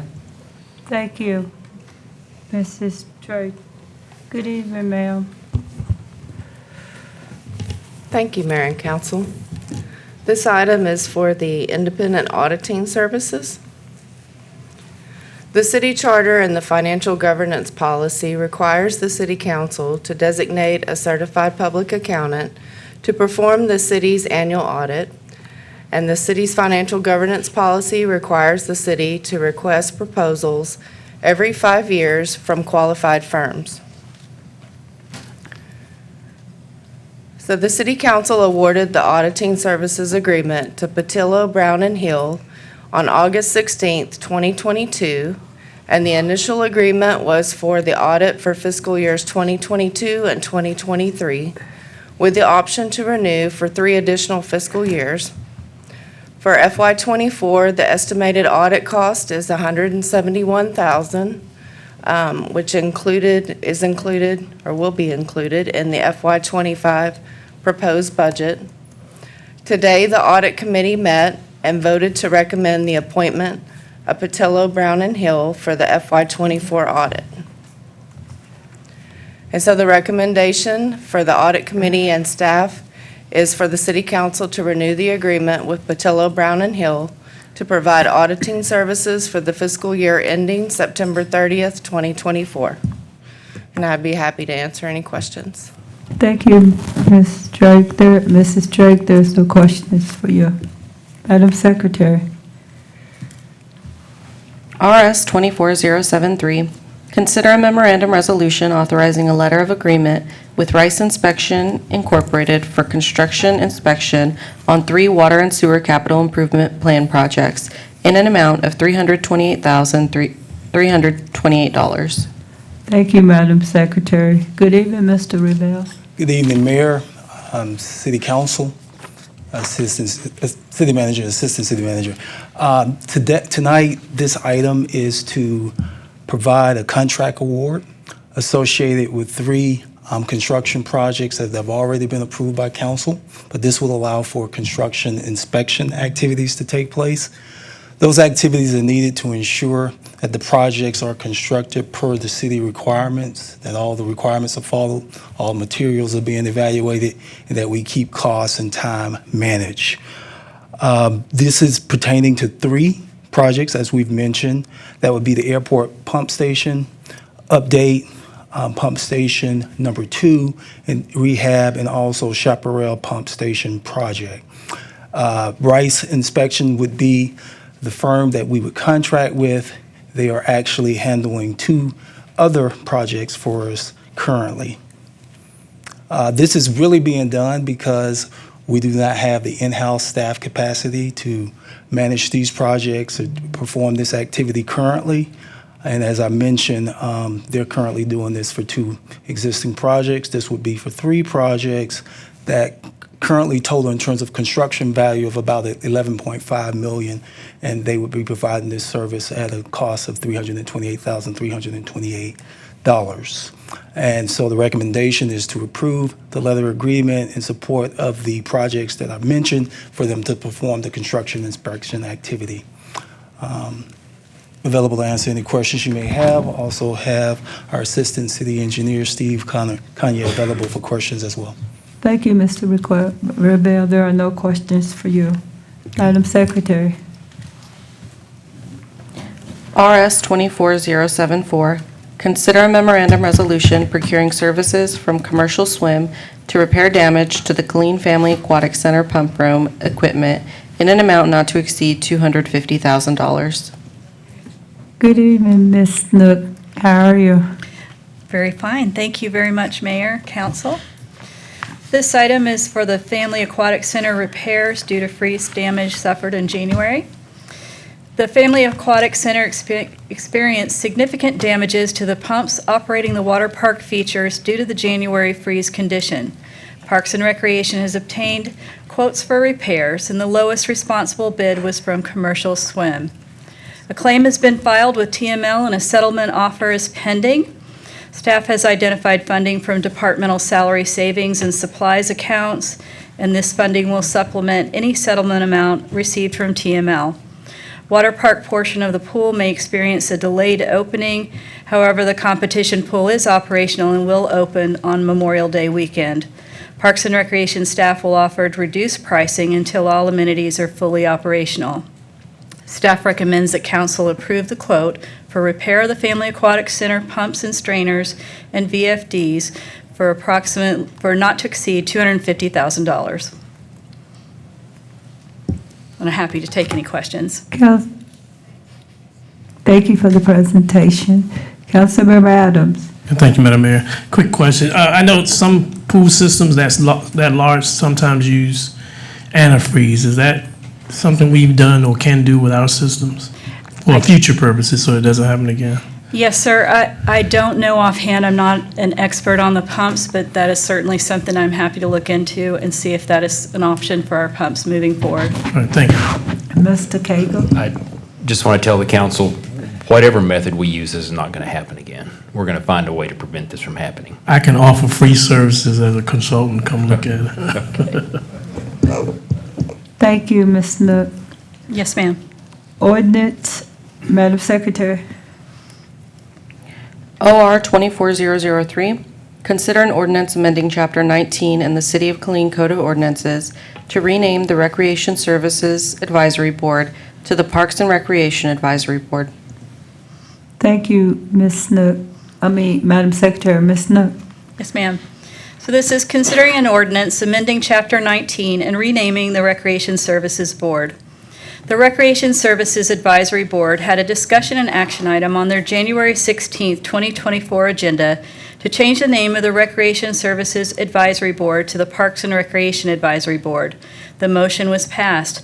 The mission and purpose of the board shall remain the same as stated in Chapter 19, Parks and Recreation, Article 3, Recreation Advisory Board, Section 19-4142. The Recreation Services name changed to Parks and Recreation in 2023. To maintain consistency with the Parks and Recreation Department and to better represent the mission and purpose of the board, staff recommends changing the Recreation Services Advisory Board to Parks and Recreation Advisory Board.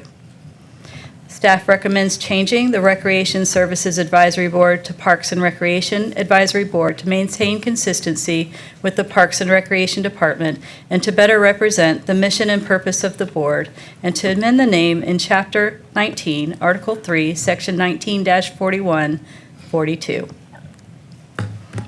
Thank you. There are no questions for you, Ms. Snook. Thank you. Thank you, Madam Secretary. OR 24004, consider an ordinance amending the Chapter 30, Article 1 of the Killeen Code of Ordinances, providing for an update to the Water Conservation and Drought Contingency Plan. Thank you. Good evening, Mr. Reynolds. Good evening, Madam Mayor. Mayor Pro Tem, City Manager, Assistant City Manager, City Attorney, City Council. This is ordinance cleanup here. The updates here are going to consist of additions of definitions and minor revisions of stages 1 through 5 of our current contingency plan. Chapter 11 of the Texas Water Code and Title 30 of the Texas Administrative Code require the city to submit an updated water conservation plan and a drought contingency plan to the TCEQ and the Texas Water Development Board every 5 years. The last update for this was in 2019. And we're going to go through all the current updates that we have today. As we talked about just a minute ago, the addition is going to be to the definitions. We're adding the triggers. This is to align with WCID's conservation plan. And it basically states the conditions that indicate when certain drought and emergency response measures will be implemented. These conditions are mild, moderate, severe, and emergency. The minor revisions that we made for stages 1 through 5.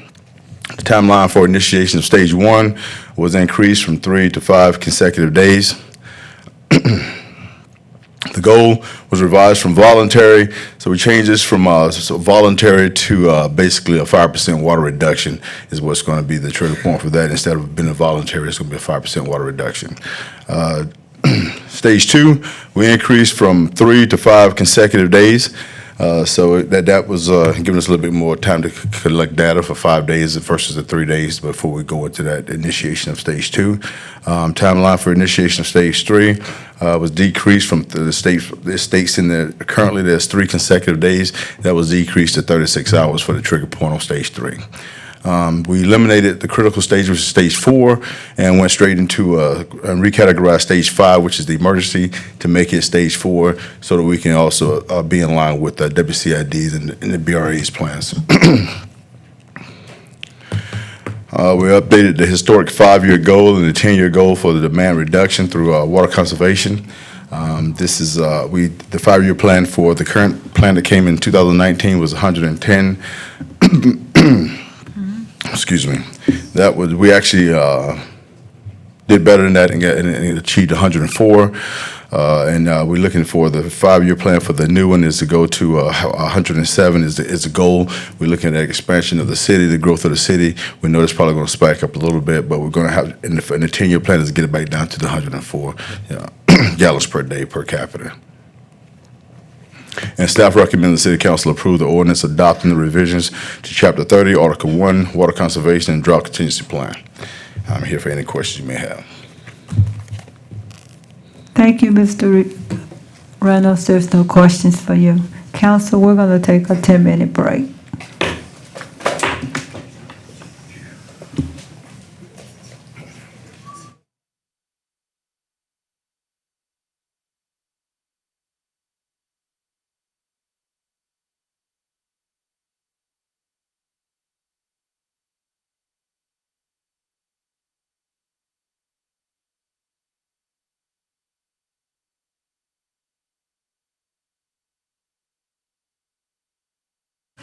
We are ready to resume.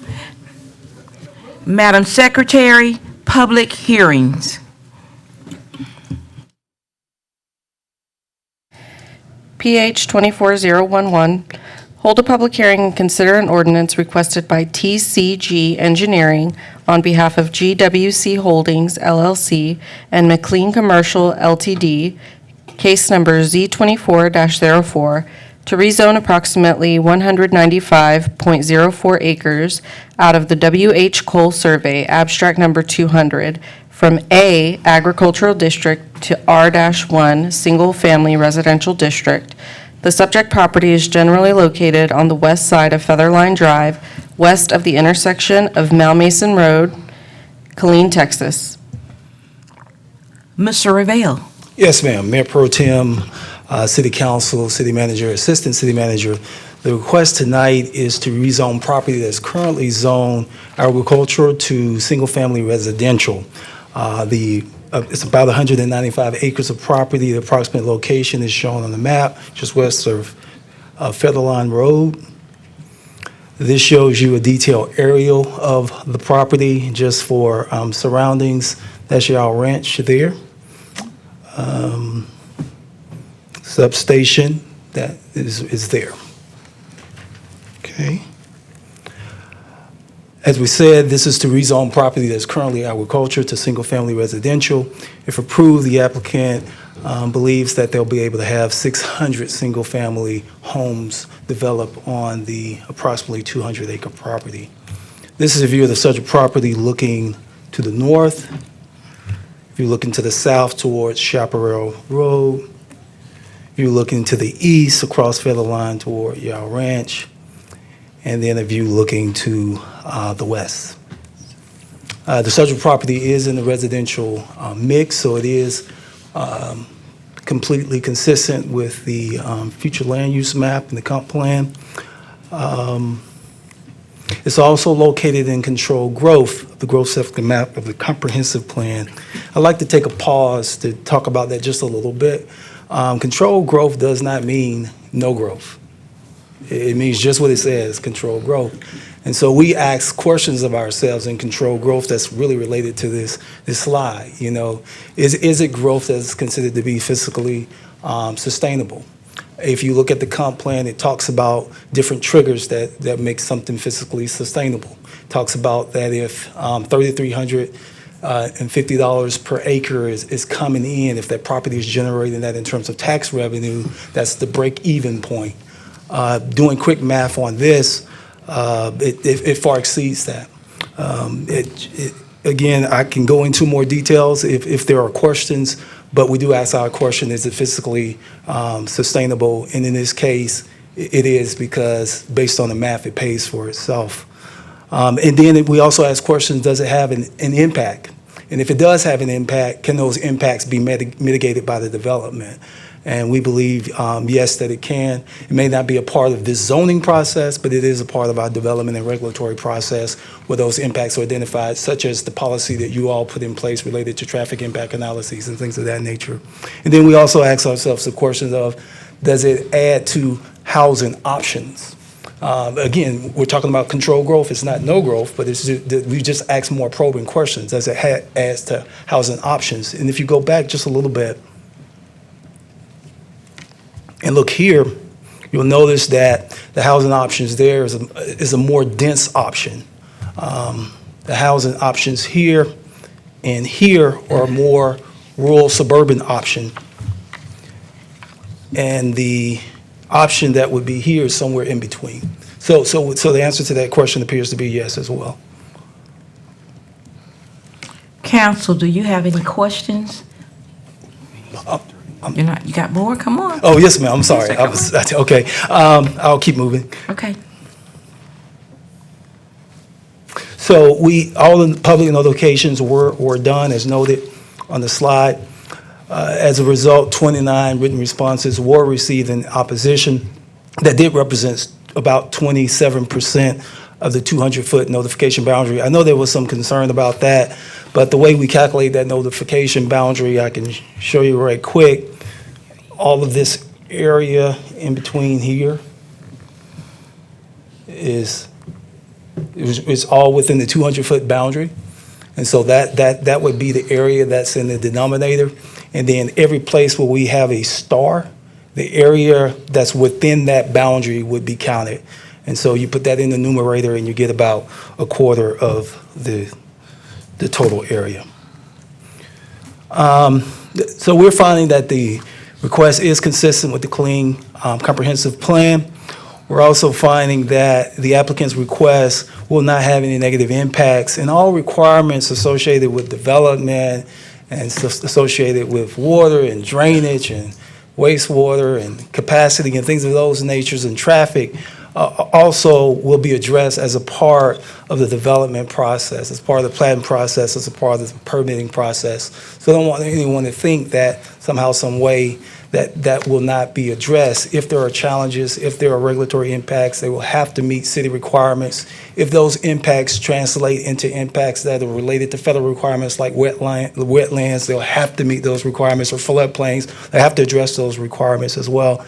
If you can recall in y'all ranch again, I don't want to belabor the point, but I think it's important to point out, give me a second.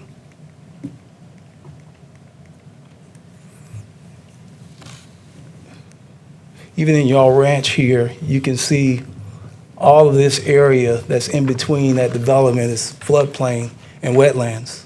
But they went through a regulatory process, and you see how the development was laid out. So there's a robust process in place to address those kinds of issues.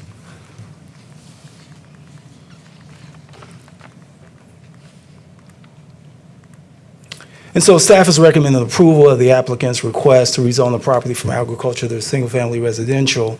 The Planning and Zoning Commission did hear this item on March 18th, and they did vote to recommend disapproval, and therefore there will be a need for a council affirmative vote of 6 votes to approve this on next week when that decision is to be made. Also, it's my understanding that the property owner is here, Mr. Cosper, and if there's an opportunity, he would like to speak. Okay, Mr. Cosper?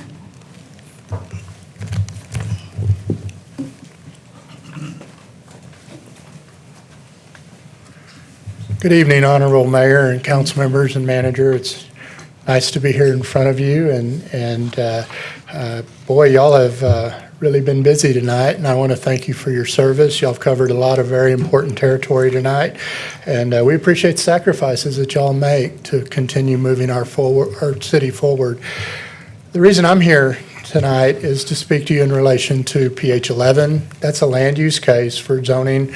I think Mr. Revelle did a really good job of touching all of the points, but it's a R1 residential zoning designation. We believe that it's appropriate for the land and that we request your approval. We've met with city staff several times to ensure that we meet the land use requirements. We've had very positive and productive meetings with them, and I think that they would be in agreement with that. And we've patiently waited as you and as city staff and the city council has updated and amended land use and comprehensive plans. You've implemented impact fees, you've implemented parkland dedication requirements, and all of those we intend to comply with and think that that was good work on your part. It bakes into the process that these things will be addressed where before they could be somewhat of a contentious negotiation previously, and that resolves all that. And so I thank you for the work that has done that, and we assure you that our intention is to work with staff through all of the concerns that have been brought forward. Those are concerns that are typically addressed during the plating process, not during the land use phase of the zoning process of that. I believe that Mr. Revelle also said that. And so I just wanted to reiterate that we are asking you to please focus on the land use portion of this, knowing that when we move forward into the plating portion, that we will be looking at traffic and drainage and access and all of the other aspects that it takes to bring together a positive project that would be a community we can all be proud of. And I appreciate the time that you've given me to be here, and I know it's already been a long night, so I don't want to labor the topic, but I do want you to know that my engineer is here. If there's technical questions related to the land use that you have, and I will answer any questions that you have for me. Councilman Adams? Thank you, Mayor Pro Tem. And Mr. Revelle, and the first question is for you. I know this is a flume case, and is the size of what's projected make this a PUD? And this is a case to actually rezone, sir, Yeah. the property from agriculture to single family. I'm sorry, thank you. A rezoning case. You know, basically our requirements say that you can do a PUD if it's over 5 acres. I do want to point out for this particular case, what's really interesting is kind of similar to what Mr. Cosper said.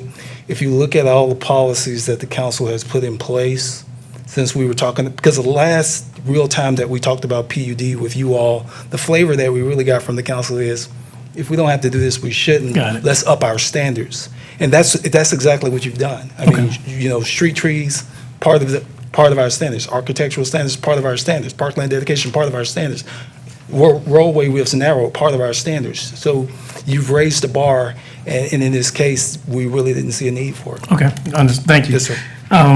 And so regardless, if I'm not mistaken, when it gets into the plating, parkland comes into play. Yes, sir. All right. Yeah, And then, we've already done some estimates that may change, but based on 600 lots, there's a number that's already what we think it may be, but if the number of lots change, that number will change also. But yes, that's part of the process. okay, and I understand plating, the TIA, that's another discussion as well. Yes, sir. What was the reason for the P and Z's disapproval? So, in looking at P and Z, there was a question asked by one of the commissioners related to water problems and water concerns, and would there be any capacity challenges? And the question was also asked, will the water analysis be done?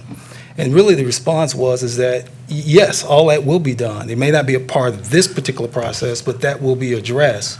As it relates to water capacity concerns and things of that nature, I do have Mr. Kanye, who serves as our Assistant City Engineer, who can answer specific questions related to that. But I can tell you that a lot of the complaints that used to happen years ago or whatever are not there anymore. I know Because I'm sorry. tonight, we also discussed the water pump. Yes. And I know that we've also approved that water main through there as well Yes. as the tower. Yes. You know, earlier it was asked, it was the effect that the development just south of that, which is actually in the mud, there's no linkage between the two, I know. So, but does water see any issues technically with this process, with this? So as it relates to water, and Steve, please come up too. As it relates to water, this particular development is in a different water pressure Right. plane from Y'all Ranch. So it's in the upper water pressure Right. plane, Y'all Ranch is in the lower. So that's the first thing. So anything that's happening in the lower, Y'all Ranch as it relates to water pressure has no impact over here with this development and vice versa. Right. Right? And then there have been a number of improvements made as it relates to capacity to address any kind of future needs as it relates to our plant infrastructure. So water is solid. Now, we are working with, is it Freeze Nichols? We're working with Freeze Nichols. They've already included, and they're doing a wastewater master plan, and they've included this development in that planning effort. And so as it relates to that, if there's a need to upsize infrastructure because of this development, we'll be able to capture that through our work with Freeze Nichols, and we'll have it in the appropriate time to be, as a part of the development process, to be able to say, hey, this has to be addressed. But again, those kinds of issues will be addressed. As it relates to the wastewater side, there are sufficient lines. I think there's an 18-inch and a 10-inch line that's available. There's more than sufficient capacity to deal with that as well. And I know that Featherline is on the master plan, and I know Stagecoach is being worked on as well as Chaparral. Granted, it's not going to happen tomorrow. It surely won't. It will not happen overnight, but the planning is in place. I do want to address that just a little bit. It was mentioned that the average daily traffic along Featherline is about 8,000 according to TxDOT. And based on the information that's provided, that appears to be true. It is important to point out that the peak hourly traffic capacity for Featherline is across the two lanes is 3,800 vehicles per hour. Now, it's not a one-to-one relationship, but what that basically means is that the average daily traffic would have to be 3 times higher than the number that it says it is in order for there to be an issue at Featherline based on the existing capacity. So Okay. based on those numbers alone, we don't see that issue either. And last question, so I don't monopolize. The X, You have is that, 59 seconds. no, it's supposed to stop when they're talking. Uh-oh. But the entrance and exit is, now, I know that's plating, but for the plan is, we're talking about just on Featherline, is there any connection to Tremere? Well, not for this development. They will put in roadways that go to the extent of their developments, and then there'll be a need as development continues to extend on the Tremere. As you know, one of the properties where that can happen is right there with KISD, and also where our new facility is going. So we don't see that being a challenge to be able to connect to Tremere. All right, thank you. Thank you, Councilman Boyd. Thank you, Councilman Adams, Councilman Boyd. You're next. There is a difference, right? No, thank you, Madam Mayor Pro Tem. I think we all had an idea that this would be eventually residential. I know when the previous proposal was presented to council regarding the battery storage facility, it was noted that the area surrounding there would likely be residential. So I don't think this is new coming to the council. I did have a concern about the parkland, but that was already addressed. I trust that we will make sure there's suffice park space for those 600 plus homes in that area. So I'm not going to go too far into that. I did want to ask the applicant if there was any consideration at any point to add in low impact commercial, if you will. I do think that with all the Featherline frontage, it might be a good idea to add commercial. We do know that when folks have a place to access retail just outside the home, it keeps them off the roads in the broader city. So there's a benefit there. I do know that we have a fuel station on both ends of Featherline under construction, but if we want to keep people from running all the way up the roads to access other commercial, I do think that might be appropriate. But I did have a question on particularly, were there any plans to do that? Garrett Nordyke, TCG Engineering. I'm the engineer on the project. And the short answer to your question is yes, there is interest in the effort to keep this application simple. It's a straight R1 application. This is a joint application between 2 property owners. The property owner on the south has expressed an interest in setting aside some commercial along Featherline, and that will be a separate application that gets submitted shortly after this. Very good. I think that's important. I think about, I'm just off referencing Bunny Trail. We have a large PUD that's going to be right in the center of Bunny Trail with commercial on one end. I think that's just appropriate for our citizens there. So thank you for that. That's all I have right now. Yes, sir. Councilman Solomon. Thank you, Mayor Pro Tem. I wanted to ask Mr. Ravel, you mentioned about controlled growth. You stated that controlled growth doesn't mean no growth. Yes, sir. So could you explain that? Because what we have is from agriculture to R1, but it could be something else, right? So what do you mean by that statement? In terms of controlled growth, oh yeah, doesn't mean no growth. Yeah, yes, sir, you're right. Controlled growth doesn't mean no growth. It just means that we need to ask more probing questions. Because what we're trying to do, the comp plan encourage us to not continue in the same development patterns. And so controlled growth says ask more probing questions. Let the development pay for itself? And the answer for this particular one, based on initial analysis, yes. Does it have any impacts? And if it does have any impacts, can those impacts be offset? So Okay. impacts on I'm sorry. No. Continue, sir. I'm sorry. Impacts on traffic, impacts on water, impacts on wetlands, impacts on floodplain. It could potentially have those impacts, but there is a robust development process to address that. So you ask those questions. And then the other thing the comp plan advises us to ask, does it create housing options? And in this particular instance, it does. Right, because I know we had one area in Killeen off of Rosewood. We had a community meeting, and Yes, sir. I'm asking this question because of that incident, of that situation that we had on Rosewood.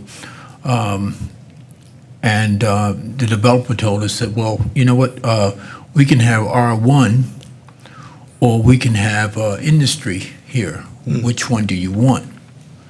And so that's why I asked that. I wanted to, that's what I thought you were saying.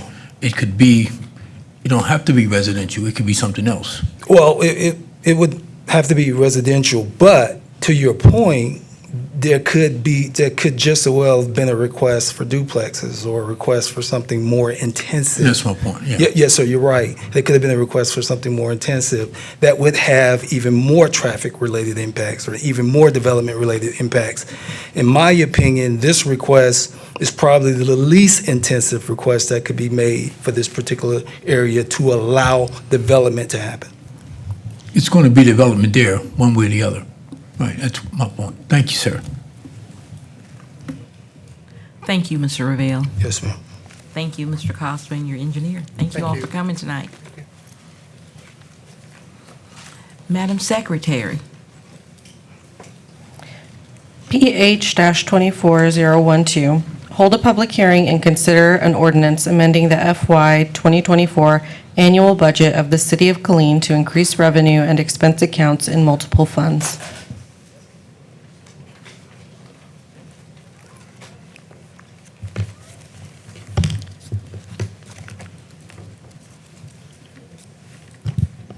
Thank you, Mayor and Council. This is the budget amendment for the mid-year. So some highlights, we have transfers of the excess fund balance for the end of year for FY '23. We have the rifle-resistant body armor grant. We have abatement and facade grant funding, and setting up a new special revenue fund for development services, and that is for the vacant structures permit and technology funds. And then we have the appropriation of the fleet management software that was briefed earlier tonight. And then we have the appropriation of the excess fund balance for the projects for the Fire Station 4 and for all of these other projects over here for the roof at the community center. So to start, this is the general fund revenues. We have the wildland fire deployments at $249,105, and then interest revenues at $184,765, and that will be offset with expenditures for the $150,000 that we're appropriating for the abatements, and $100,000 for the abatements, and $50,000 for the facade grants. Then we have $76,786 that's for the rifle-resistant body armor grant. The Fire Academy fees of $44,000, and this is additional revenue that's coming in above what was budgeted this year. And the offset to that will be the increase they need for their bunker gear for their trainees, because the cost increase for the bunker gear has exceeded their budget. TEACS Task Force, this is for the fire deployments, $36,109. Then we have $4,000 in revenue. This is for from the Department of Health and Human Services. This is for Walk with Ease grant, and this is from the National Parks and Recs Association. And then we have a reduction here of $120,000 and $7,500, and this is the movement of the funds from the general fund to the new special revenue fund for development services. So for the expenditure side for the general fund, we have the $4.7 million for the excess fund balance. This is in accordance with our financial governance policy. Excess fund balance above the 22% is to be moved to our CIP fund, so that's what this will do. And then this transfer to Fund 256, That is the new special revenue fund for development services for the vacant structure permits and the technology funds. And it's just because those funds are restricted, and it would be easier to have those in a separate fund to manage those. For the overtime, this is for the fire department. That's the expense to offset the deployments for the wildfires. Then we have the $100,000 for the contract labor, and this is for the code enforcement abatements. Then you have $76,000, and this is for the election equipment. So we were leasing election equipment, and now we're going to purchase the election equipment. And so this is the appropriation for those additional funds. And then, and part of that is offset by interest income, and the other portion comes from the debt service that we already had appropriated for the lease. Then we have a transfer of $73,843, and this is transferring the fund balance from the end of the year from general fund to the golf course enterprise fund. So in fiscal year 2024, we created the golf course enterprise fund, and so we had to wait for the audit to be complete to move the fund balance from the end of the year to the new enterprise fund. And then here we have the $50,000 for the facade grants for the downtown revitalization.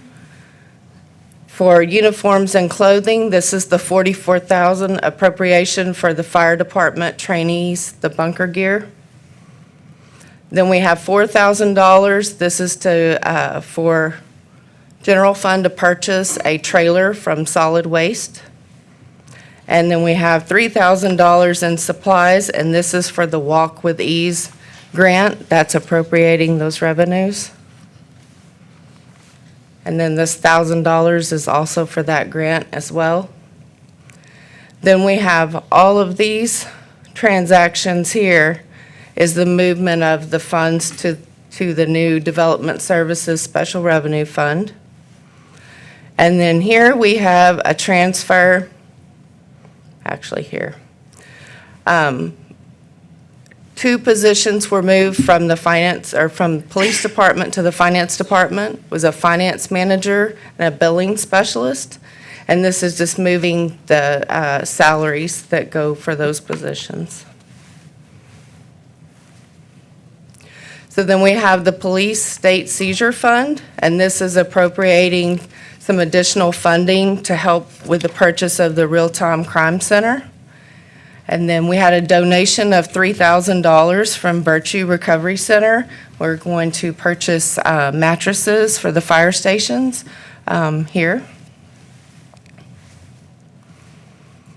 And then for this one, this is the appropriation of the revenues and the expenses for the setup of the new Development Services Special Revenue Fund.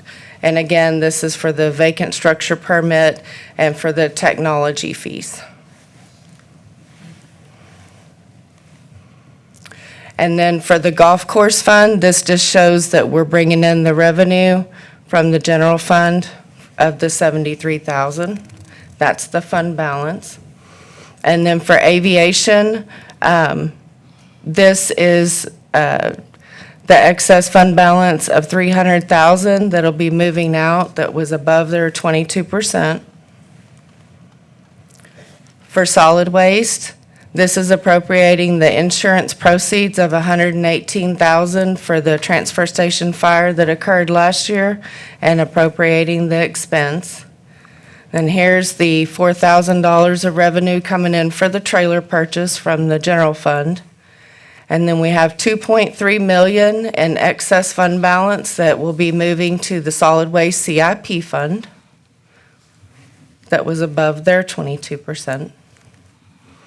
For the water and sewer fund, we have $1 million in revenue that we would be recognizing, and this was the Harker Heights, the check from Harker Heights buying in to the sewer treatment plant at WCID. that City Council approved last September.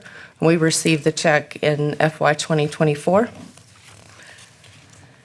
And then this is appropriating the 1.9 million in excess fund balance that would move to the water and sewer CIP. And then this lease principal and interest for $15,006 and $3,500. This is for the additional costs. The leases expired for the utility collections billing machine and their postage machine. Those are the large machines that get the bills out every month. Those had to be replaced this year, and the cost of those exceeded the budget a little bit, and this appropriates the additional funding needed for that. For drainage, this is the excess fund balance of $824. For Fleet Services Fund, this would be appropriating the $148,540 of fund balance that's needed to make the purchase for the Faster software that Mr. Resto briefed you on earlier. And because of the new GASB 96 requirements, we have to move that to the technology fund, just because of the way it has to be reported. So it comes in as a revenue into IT fund, and then here's the expenditure. And then for the governmental capital projects, here's the 4.7 million coming in from the general fund. And then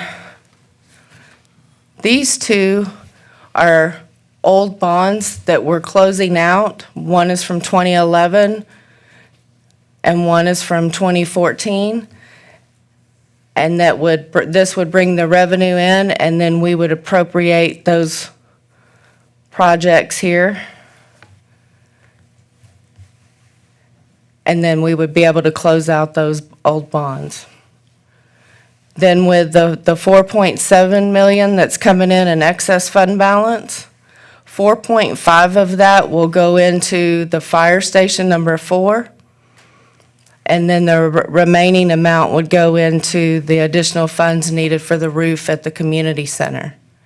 And then the additional 1.9 that's needed here for the fire station number 4 is unassigned fund balance that's in the governmental capital projects fund. And then here, we would be moving contingency to cover additional costs for 3 ambulance chassis that we were notified by Ford that they had went up on the cost. Then these are the 2 old bonds we would be closing out.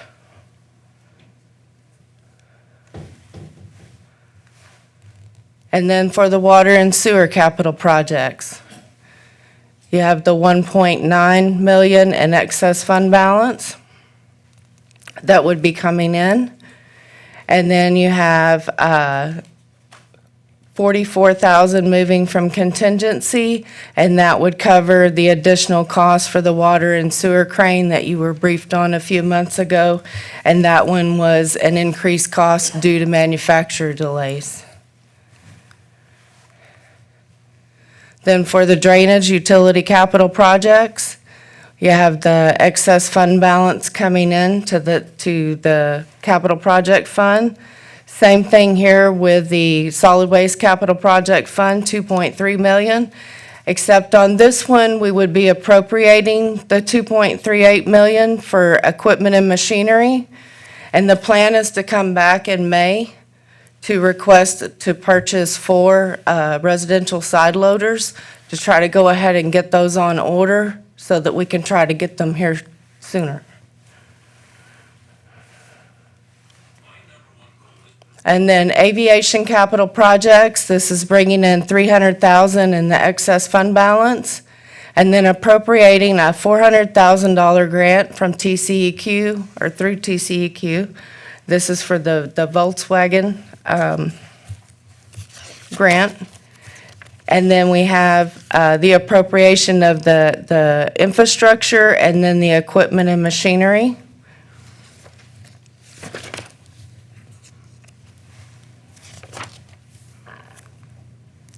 And then we have the appropriation of the aviation AIP grant, and this is the TxDOT 1.5 million at Skylark. This is for the project that Mr. Wilson briefed you on earlier today, and the 1.5 million for the construction. And then the aviation customer facility charge, this 30,000, this would be the grant match for the Volkswagen grant. And that is the end. Our recommendation would be to approve the ordinance amending the FY24 annual budget, and I'd be happy to answer any questions. Council, do you have any questions? Thank you, Mrs. Drake.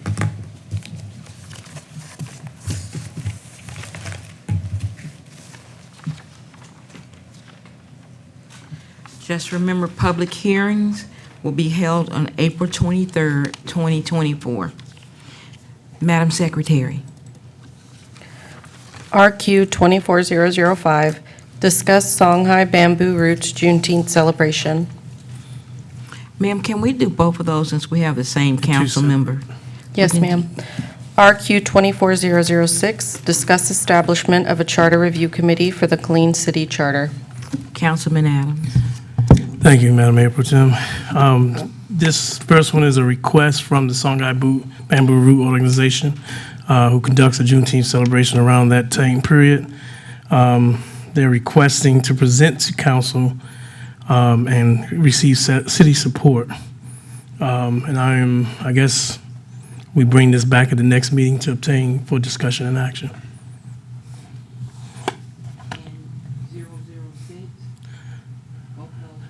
What do we need to vote on? But let's get a council. Are you ready to vote? We're voting on RQ 24005. I moved it. Yes. I move that we bring this back for discussion and action at the next meeting with a presentation by Songhai Bamboo Root. Okay. Can we get a second? Okay. It has been properly moved by Councilman Adams and second by Councilwoman Gonzalez. Are you ready to vote? I have a question. Sure. Discussion. Thank you, Madam Mayor Pro Tem. A little clarity on this.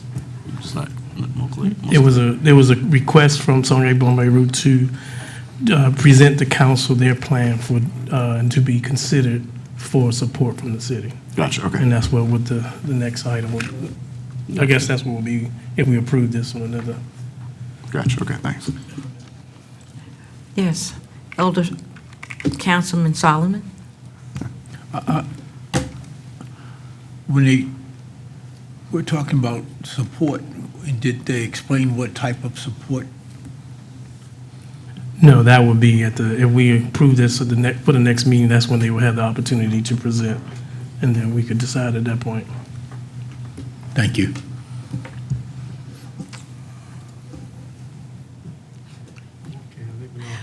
Okay. Okay, we've heard discussion.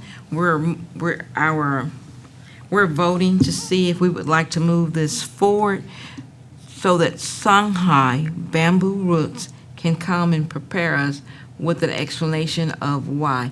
I just want to make clarity of something. Are they asking the city to solely back them so they can be our designated Juneteenth event? Didn't get the update. I'm just submitting requests like we told residents to do. And then they would come and ask us and do their presentation of what they want to do. And I agree with what Mr. Russell said earlier about collaboration, but that's, I think this isn't the place to have that discussion. Okay, I accept that. No? Okay, we're ready to vote. All those in favor say it's yes. Those against say no.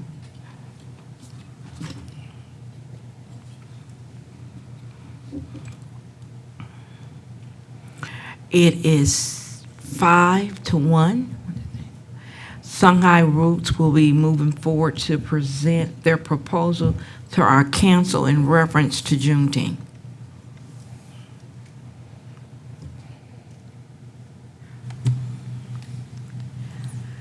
RQ 24006.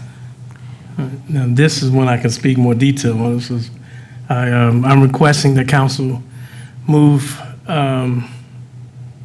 consider at our next, I guess, workshop, didn't have to be the next meeting, consider that we establish a charter review committee. We are 2 days shy of actually being able to even change the charter this year. So this review committee, if council approves, would be appointed by the council and come back with recommendations for us to go forward. So I move that we approve for this to become at the next workshop.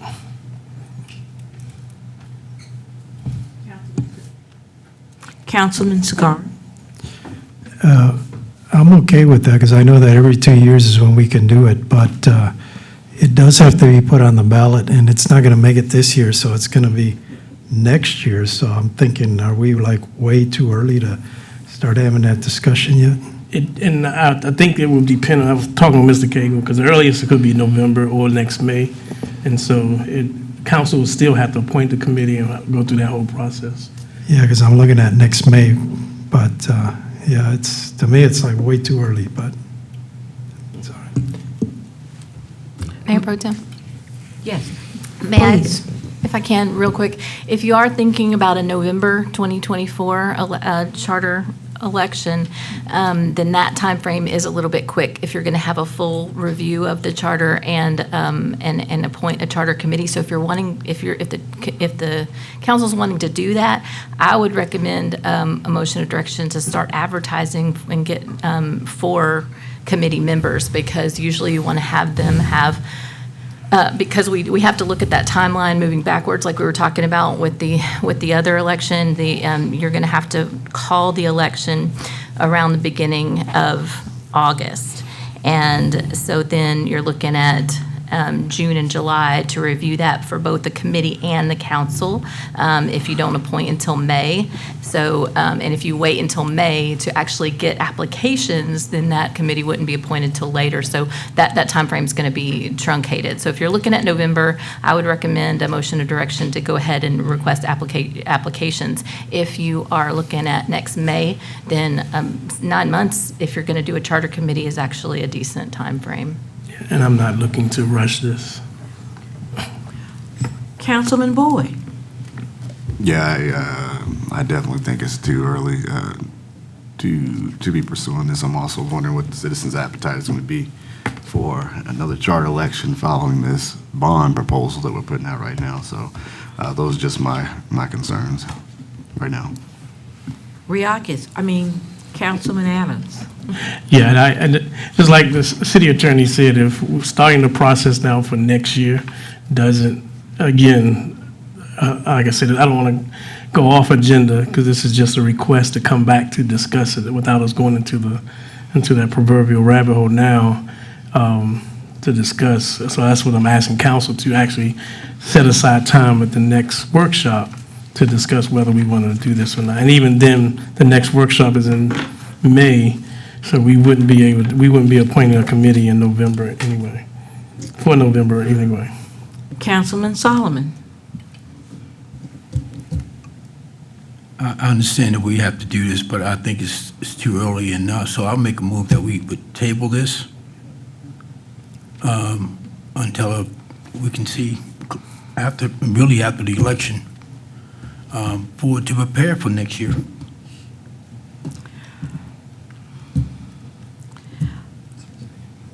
Can I get a second? I'm waiting.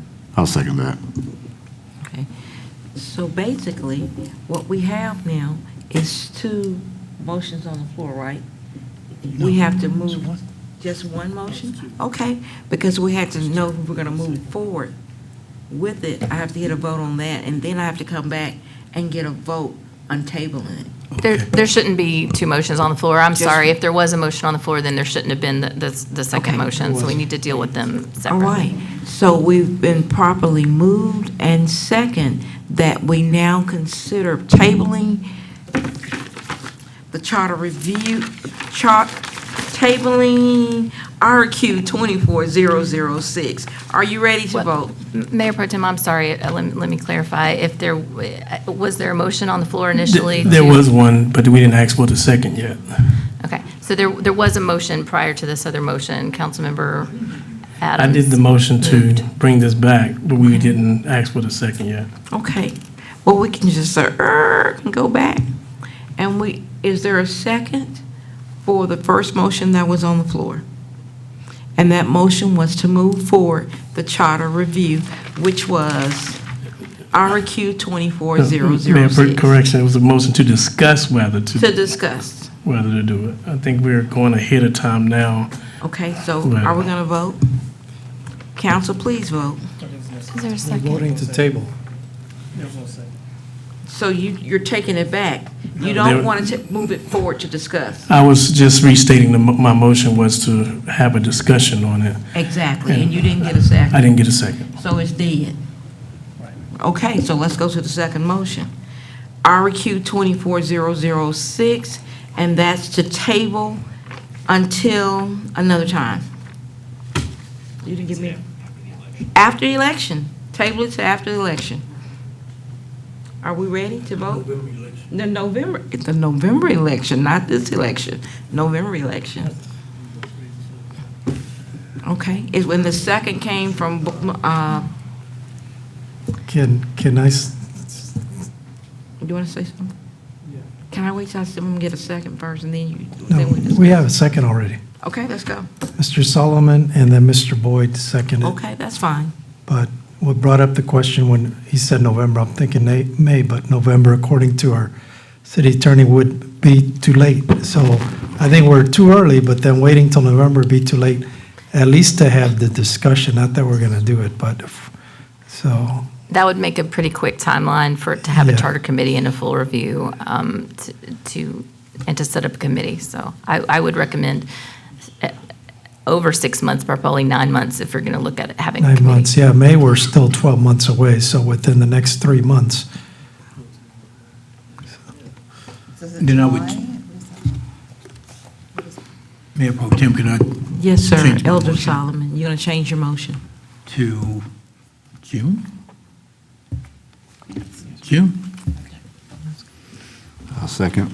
Okay, it's been properly moved and second that we discuss RQ 24006 table now and bring it back in June. Are we ready to vote? No discussion? Let's vote. I have a question. You So- got a question? You got a, Yeah. what's your question? I'm just wanting clarity. So we're tabling the future agenda item to come back to vote on whether to discuss is what the motion is. Basically, yes, sir. In June. Sounds good enough.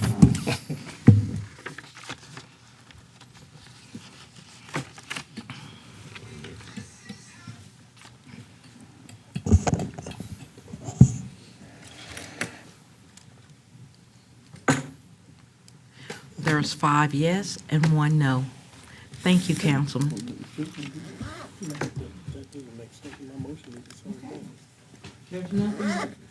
There is nothing left. We are ready to adjourn.